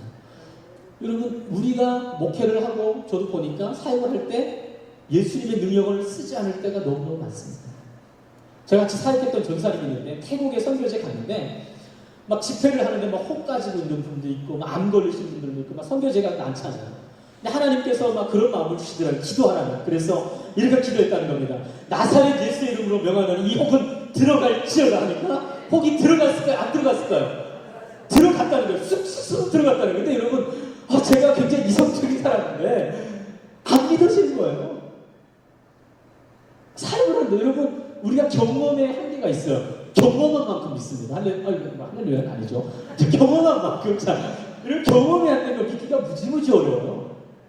그렇죠? 뭐 암이 났고 막 이게 혹이 막 쑥쑥 눈앞에 들어갔다는데 이 전사님이 뭐 거짓말하는 거 아니야? 난 못 믿겠는데 뭐 이런 마음이 많이 있었어요.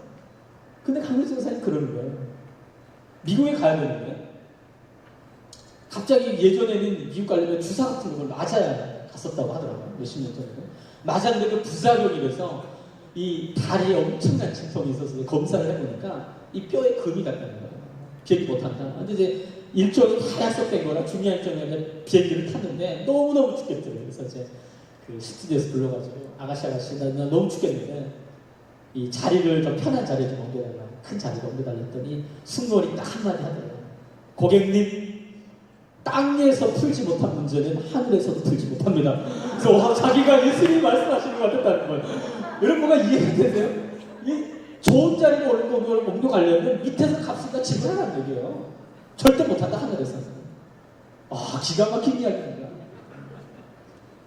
그래서 막 근데 막 거품을 막 죽게 생겼으니까 비행기 돌려야 되니까 그때 이제 난리가 난 거예요. 이불 깔고 막 이렇게 해가지고 겨우겨우 이제 LA에 가서 다시 거기 사는데 나아지지가 않는 거예요. 그래서 강민철 전사님이 그 전사님 이제 밤에 이제 가서 앉아서 그 얘기를 했다는 거예요. 예수님, 제가 오늘 예수님의 이름을 사용하겠습니다. 나사렛 예수의 이름으로 명하노니 이 붓기는 빠질지어다. 갈라질 때는 붙을지어다. 명령하겠다. 이러면 나아졌을까요? 안 나아졌을까요? 나아졌다. 의사가 깜짝 놀랐어요. 이게 뭐냐 이 도대체 갑자기. 의학적으로 설명이 안 돼요.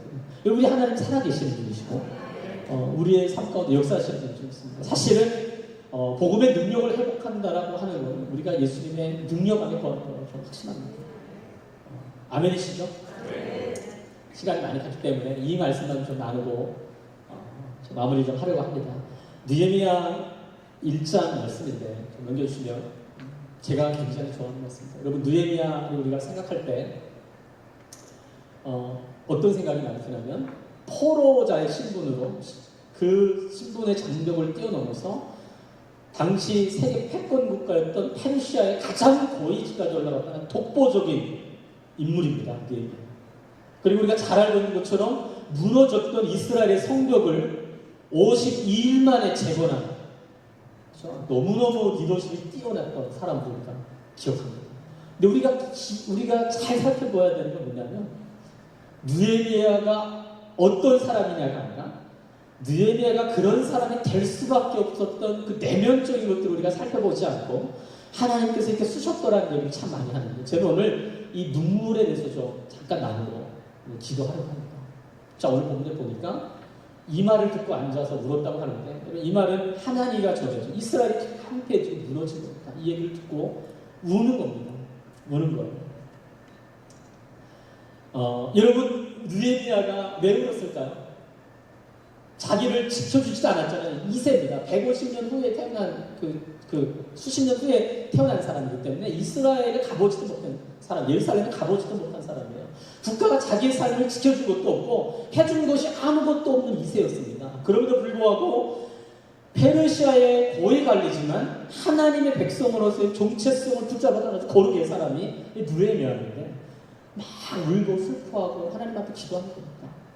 단순히 이 느헤미야의 기도는 나라가 무너져서 자기를 지켜주지 못했던 아무것도 해주지 없는 나라지만 거기에 대한 애통함은 저는 아니었다고 생각합니다.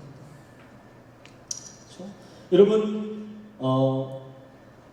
느헤미야 1장에 쭉 제가 시간상 읽지는 않겠지만 기록되어 있는 느헤미야 기도를 보면 어떤 내용이 나오냐면 하나님, 저 땅이 황폐화된 거는, 저 땅이 무너진 거는 나와 우리 조상의 죄 때문입니다. 이런 기도의 내용들을 합니다. 여러분, 이스라엘은 어떤 나라죠? 하나님의 나라죠. 할렐루야. 여러분, 우리 대한민국은 어떤 나라죠? 하나님이 지키시는 나라, 하나님이 세우신 나라라고 저는 확신합니다. 여러분, 하나님이 주인된 나라, 하나님이 택하신 나라라고 하는 거는 망하면 됩니까? 안 됩니까? 신학적으로는 안 되는 거예요. 여러분, 신학적으로는 망할 수도 없고 망하면 안 되는 나라가 이스라엘이라는 나라예요. 근데 망했어요. 왜 망했죠? 그들이 범죄했기 때문에, 하나님께 불순종했기 때문에. 우리가 잘 아는 거죠. 저는 이 말씀을, 이 기도의 내용을 읽으면서 우리가 지금 이 시대에 느헤미야의 눈물들을 다시 회복해야 되잖아요. 우리 청년들과 우리 세대 그런 마음이 좀 많았어요. 여러분, 우리나라도 하나님이 택하시고 하나님이 지키신다면 망하면 안 돼요. 망할 수가 없는 나라입니다. 그러나 망해간다면 그 이유는 딱 하나밖에 없어요. 우리가 지금 하나님께 범죄하고 있고 하나님께 불수종하고 있는 증거가 아닌가라는 생각이 있습니다. 그래서 느헤미야 1장 9절을 보면 이렇게 얘기합니다. 만일 내게로 돌아와 내 계명을 지켜 행하면 너희가 쫓긴 자가 하늘 끝에 있을지라도 내가 거기서부터 그들을 모아 내 이름을 주려고 택한 곳에 돌아오게 하겠다고 하나님이 약속하셨는데 이 느헤미야가 어떤 기도를 하나님 그 약속을 기억하고 성취해 주세요라는 기도를 하게 됩니다. 그리고 이 느헤미야가 무너진 이스라엘의 성벽을 재건한 사람, 재건을 하게 됩니다. 돌아가서. 여러분, 이 성벽이라고 하는 것은 잘 알겠지만 일단 싸우면 성 밖과 성 안이 결정됩니다. 그렇죠? 성 안은 어떻게 되나요? 하나님의 백성이고요. 성 밖은 이방 나라예요. 경계선을 설정해 주는 게 이 성벽의 역할입니다. 여러분, 이스라엘 이 느헤미야가 재건했던 것은 뭐냐면 단순히 눈에 보여준 이스라엘의 무너진 성벽만이 아니었어요. 여러분, 이스라엘의 기록 가운데 죄악과 불순종이라는 이야기를 많이 하는데, 여러분, 하나님 나라의 성벽, 하나님께서 말씀하시는 성벽과 같은 역할을 했던 것이 뭐였을까요? 당시에 이스라엘 가운데 하나님의 율법 아니었어요. 그렇죠? 근데 그 율법에 순종하지 않으므로, 불순종함으로 성벽이 다 무너져 버렸어요. 황폐해진 겁니다. 그래서 이 느헤미야가 돌아가서 성벽 재건과 함께 했던 건 뭐냐면 에스라 학사와 함께 하나님의 율법을 다시 재건하는 일들을 함께 합니다. 여러분, 이 느헤미야와 에스라가 성경 시대 가장 뒷부분에 위치하는 재건하는 그것에 좀 주목할 필요가 있습니다. 여러분, 이 느헤미야가 회복했던 건 뭐냐면 하나님의 율법을 회복했어요. 사실 이거 하나님 나라의 백성이 뭐죠? 율법을, 이 성벽을, 율법을 지켜 행하면 하나님의 백성이에요. 율법을 지키지 않고 불순종하면 하나님의 백성이에요. 이거 아멘이죠? 제가 이 시대에 가장 필요한 게 이 하나님의 말씀이 아닐까라는 생각을 했습니다. 제가 계속 우리 청년들 얘기를 많이 하지만 이 시대에 말씀의 능력이 없습니다. 참 안타깝게도 교회 20년, 30년 다녀도 말씀을 잘 모릅니다. 이게 참 희한한 현상이에요. 복음이 뭐냐? 그럼 몰라요. 그러니까 교회에서 많이 듣기는 했는데 설명을 못 해내는 거니까. 구원 받았다는 게 도대체 뭐냐? 이거를 설명할 수 있는 성도들이 많지 않습니다. 하나님의 백성으로, 거룩한 백성으로 사는 게 뭐냐 물어보면 이거를 30분 설명할 수 있는 성도가 여러분 많지 않을걸요. 그러니까 세상의 가치관에 우리가 너무 쉽게 틀리는 거예요. 말씀의 뿌리가 없는 겁니다. 제가 오늘 기도하면서 하나님, 이 나라가 사실 어떻게 보면 통일시대에 하나님의 말씀으로 북한의 영혼들을 건져내고 말씀의 능력으로 그 땅에 하나님 나라를 회복해야 되는 사명이 우리 교회에 있다고 저는 믿는 사람인데, 오늘날 우리가 목회하는 현장 가운데 우리 성도들이 말씀의 능력을 사실 잘 없습니다. 사실. 너무너무 심각한 것입니다. 어쩌면 하나님께서 저를 통해서, 제가 이제 북한에서 기도하고 있지만 우리를 통해 사시고 사는 것은 이 느헤미야 같이 하나님의 성벽을 다시 재건하는 역할을 합니다. 할렐루야. 저는 교회의 크고 작음으로 하나님이 일하신다고 믿지 않습니다. 결국에는 이 하나님의 거룩한 꿈과 말씀과 복음의 능력이 있는 공동체를 통해서 주님이 역사하실 것입니다. 이렇게 확신하고 있는 사람입니다. 제가 청년들이랑 1년 넘게 사내교회 구입하고 북한을 위해서 한 2시간씩 매주 토요일마다 기도하고 있어요. 아니, 통일을 주세요. 통일해서 기도하겠습니다. 그리고 있는 자리에서 우리가 함께 준비하겠습니다라는 마음으로 같이 기도하고 있는데 참 많은 은혜가 있어요. 그럼에도 불구하고 우리 청년들에게 늘 하는 도전은 뭐냐면, 오늘도 동일한 도전인 것 같습니다. 이 정도의 영성으로 북한을 풀지 못한다. 북한의 공산주의자들은 보통 사람들이 아니에요. 그리고 제가 확신하는 건 뭐냐면, 이 땅에서 우리가 하나님 나라를 경험해내지 못한다면 북한 땅에도 하나님 나라의 재건은 불가능할 거라고 말했어요. 여러분, 하나님이 능력이 많으시고 전능하시다는 가정하에 왜 주님이 통일을 안 주실까? 저는 그 질문을 참 많이 합니다. 이 많은 이유가 있을 겁니다. 그러나 제가 확신한 한 가지 이유는 뭐냐면, 한국교회가 오늘 우리가 준비가 안 됐다. 동의하세요? 우리 너무너무 준비 안 됐어요. 제가 몇 년 전에 이 서울대 연대 친구들이랑 국가에서 하는 프로젝트로 장학금 받고 했던 적이 있는데, 국내 유수기업들을 다 다녀보면서 통일되면 어떻게 할 거냐를 함께 이제 고민하고 시행했던 시간이 있었어요. 포스코도 가보고 한국은행도 가보고. 제가 깜짝 놀랐어요. 여러분, 세상은 준비가 이미 다 끝났습니다. 돈 통일되면 북한 돈과 한국 돈이 어떻게 다르잖아요. 이 가치도 다르고. 이거 어떻게 할 거냐? 포스코는 제철소를 어디다 만들어야 될 거냐? 도로는 어떻게 뚫어야 될 거냐? 이런 다 준비가 됐어요. 하나님도 준비가 됐습니다. 넘겨주시면 아시안 하이에, 여러분 이거 보신 적 있으세요? 이거? 저도 아는데 이거 모르면 저는 목사님들일까 생각하겠습니다. 자, 네. 아시안 하이웨이 경부고속도로에 보면 이 도로 펴주면 이제 추석 때 올라 내려보시면 도로가 아시안 하이웨이. 여러분 이게 어떤 도로냐 넘겨주시면 자 일본 도로는 동쪽으로 블라디보스톡으로 하이웨이를 쭉 해서 예루살렘까지 가는 도로 쭉 연결되어 있어요. 2번 도로, 6번 도로가 이쪽이죠. 1번 도로는 보세요. 서울 평양 거쳐 베이징 쭉 내려와서 터키를 거쳐서 예루살렘까지 가는 도로가 다 만들어졌습니다. 도로명 기준이 어딘지 아세요? 한국 기준을 사용하고 있습니다. 이 하이웨이 기가 막히죠. 여러분 그러니까 복음의 서신 이런 얘기 참 많이 하는데 어디만 끊겼을까요? 북한만 끊겼습니다. 저것만 연결되면 이제 비행기 타고 맹고 안 같아요. 비행기 타고 전 세계 다 갈 수 있습니다. 우리 하나님도 이미 준비가 끝났다. 할렐루야. 그러니까 교회만 준비가 돼요. 그리고 세상도 준비가 끝났습니다. 하나님도 이미 준비가 끝났어요. 이미. 여러분 사도 바울이 복음을 들고 로마가 깎아놓은 길을 타고 복음을 전 세계에 전하지 않았습니까? 저는 이 남북 통일은 단순히 남한과 북한의 통일만 의미하지 않다고 생각해요. 하나님은 이 민족의 통일을 통해서 열방을 주께로 돌이키는 게 우리 민족을 사용할 거다. 할렐루야. 제가 확신하고 있어요. 여러분 이슬람권의 복음을 전할 민족은 북한 사람들밖에 없어요. 제가 봤을 때 예루살렘까지 복음 가지고 올라갈 사람은 북한 사람들밖에 없어요. 그 사람들 보통 사람들 아닙니다. 할렐루야. 자, 연결세요. 자, 이 첫 번째 하고 두 번째 얘기만 좀 하고 이제 좀 기도했으면 좋겠습니다. 괜찮죠? 저는 통일이 뭐 하나님 나라 열방을 돌이키는 너무 좋은데 세속화된 한국교회를 거룩한 부흥의 돌파를 이뤄낼 거다. 이런 확신을 가지고 있어요.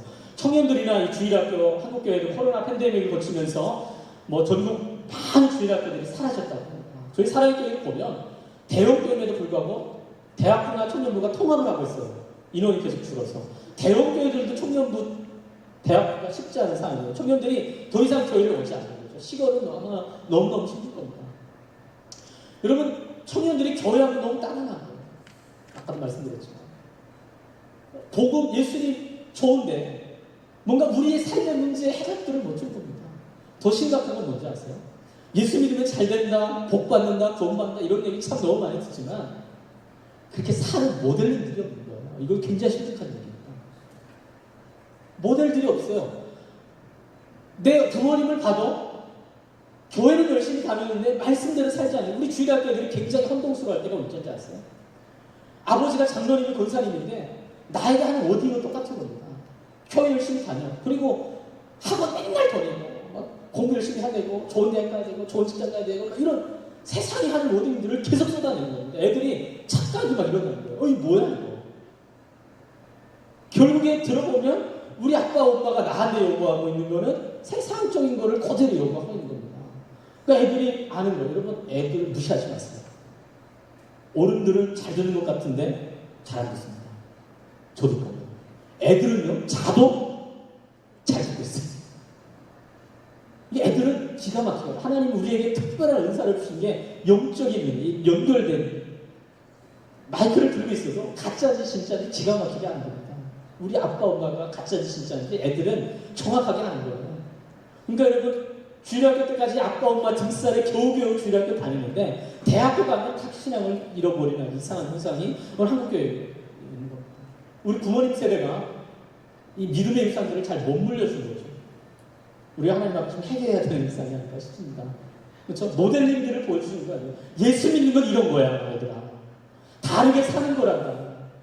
세상에서 좀 박해당하고 고난을 당하고 좀 배고파도 영원한 가치를 위해서 말씀을 붙잡게 사는 거야 라는 거를 우리가 못 보여준 겁니다. 한국교회가. 모델링이 없는 거죠. 근데 여러분 이 모델링이 어디 있을까요? 저 북한의 글쎄인지 아닐까 싶습니다. 여러분 북한 지역의 성도들 얘기 들어보면 여러분 너무너무 은혜가 거듭되더라고요. 거기 진짜예요. 예수 믿으면 죽어도 믿는 사람들이 있는 사람들이 아닙니까? 하나님께서 남겨내신 거룩한 그릇통인데 여러분 사과박스에 썩은 사과 들어가면 다 썩습니다. 시간처럼. 그죠? 근데 하나님 나라의 원리는 완전 정반대입니다. 하나님의 사람이 죄인들의 공동체에 가면 변해요. 할렐루야. 저는 그걸 믿습니다.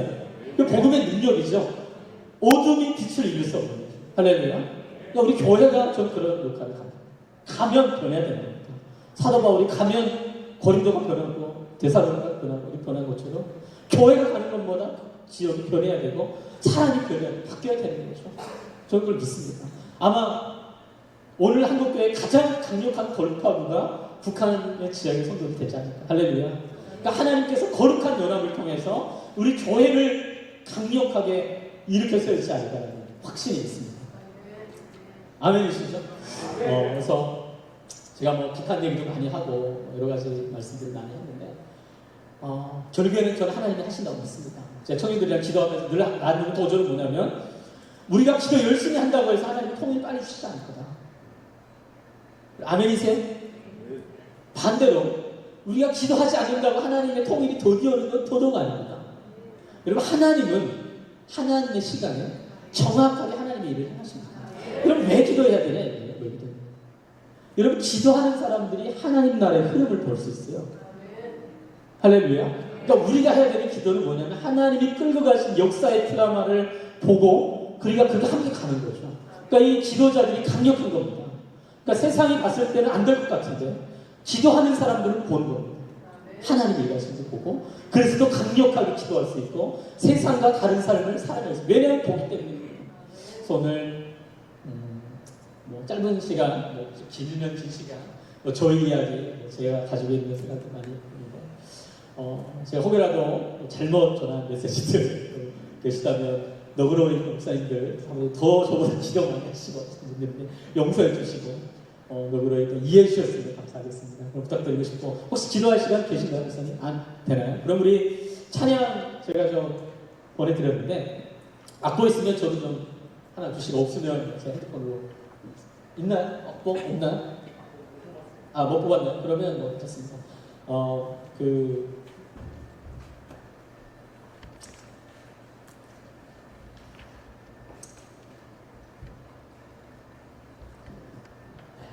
우리 이 땅의 동가서 남가부 이 찬양이 가장 뒤에 찬양은 우리 청년들이 많이 부르는 찬양입니다. 이 찬양을 고백하고 이 시간에 하나님 앞에 좀 기도하는 시간을 가졌으면 좋겠습니다. 제가 준비한 동안 부탁드리고 싶은 것이 북한 땅을 위해서 좀 생각나실 때마다 기도해 주셨으면 좋겠다 이런 부탁을 꼭 드리고 싶습니다. 제가 마지막에 말씀드렸지만 남북 통일은 단순히 남한과 북한의 경제적인 부흥만을 가져오지 않을 겁니다.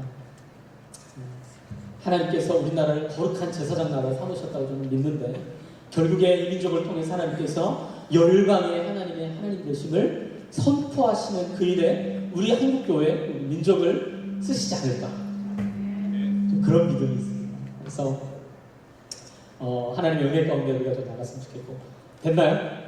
네, 찬양하면서 고백하도록 하겠습니다.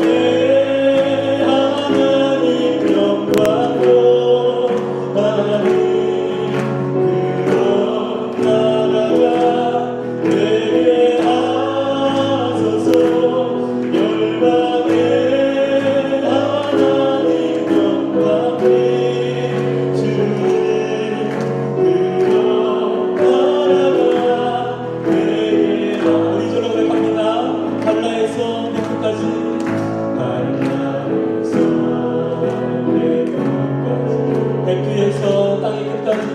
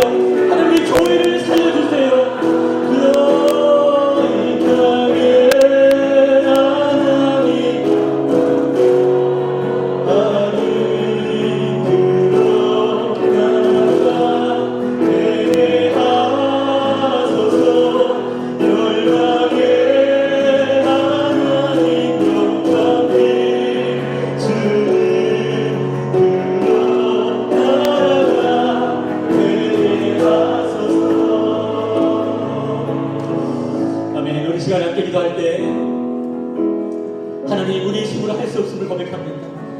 하나님 무너져가고 이 민족 주님 살려주세요. 하나님 다음 세대 하나님 다시 일으켜주세요. 하나님 이 나라 다시 주님의 거룩한 물결을 허락하여 주셔서 주님을 경외하는 민족 될 수 있도록 하나님의 말씀으로 다시 회복될 수 있도록 하나님 민족이 다시 주님의 말씀으로 돌아올 수 있도록 주님이 나라 가운데 주의 영을 부으셔서 우리 민족을 다시 회복시켜 주시옵소서. 우리 주님 앞에 우리 나라를 올려드리면서 함께 기도하며 나가십시다.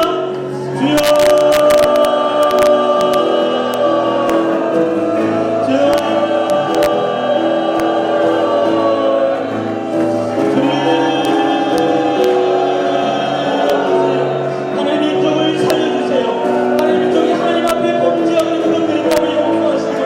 다시 말씀이 우리를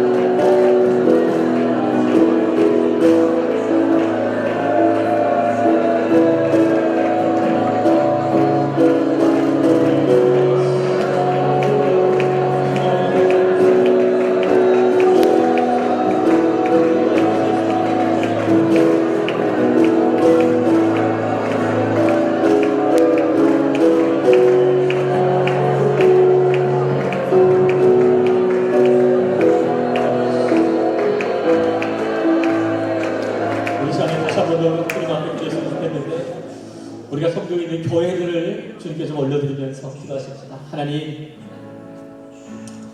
주님이 세우신 몸된 교회 제사장으로 우리를 불러주셔서 감사합니다. 하나님, 우리가 섬기는 교회를 통하여서 거룩한 부흥의 세대가 일어나게 해주세요.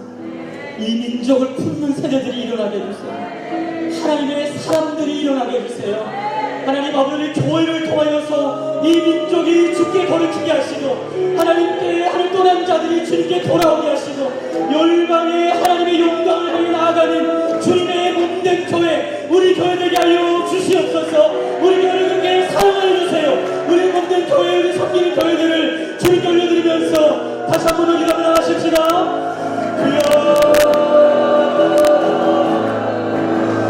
하나님 아버지, 우리 교회들을 주님께 올려드리면서 하나님, 주님이 몸된 교회, 주님이 주인된 교회, 하나님께서 세우신 교회, 하나님 그 교회를 우리에게 맡겨주셔서 감사합니다. 하나님, 우리 교회를 통하여서 하나님 이 민족에게, 이 나라에게 거룩한 가정을, 하나님 거룩한 성경이 세워지게 하시고 하나님 우리를 통하여서 주는 나라가 이 민족 안에, 이 세대 안에 들어오게 하여 주시고 성령의 놀라운 역사하시는 일들이 하나님 교회에서부터 시작되게 하여 주시옵소서.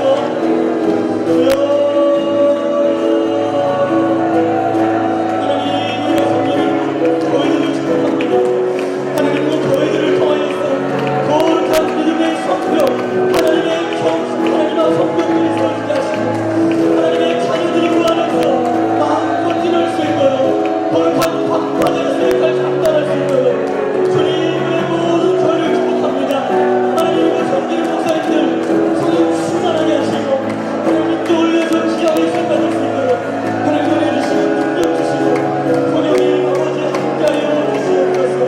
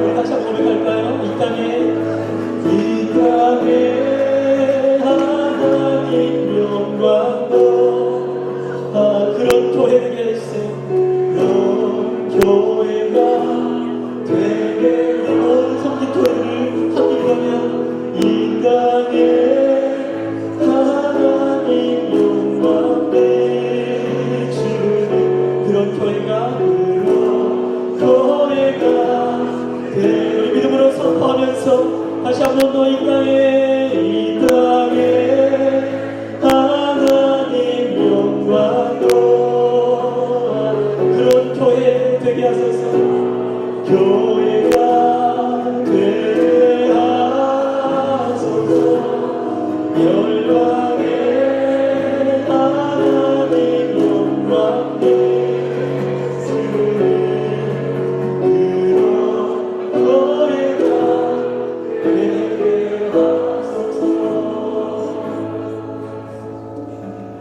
하나님, 오늘 밤에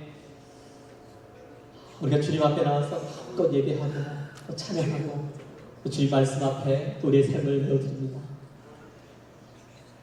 하나님, 우리를 통하여서 이 민족을 회복하게 하시고 주님의 몸된 교회를 세우게 하시고 그것을 뛰어넘어서 이 시대의 거룩한 성벽을 채워나가는 영적 누에미 하나 될 수 있도록 우리가 섬기는 교회 현장마다, 우리의 사역지마다, 우리의 가정마다, 하나님의 다음 세대마다 하나님의 영을 부어주시고 우리가 주님의 그 성령의 놀라운 역사하신 가운데 믿음으로 순종하며 나아가는 우리 모두 될 수 있도록 주님을 허락하여 주시옵소서.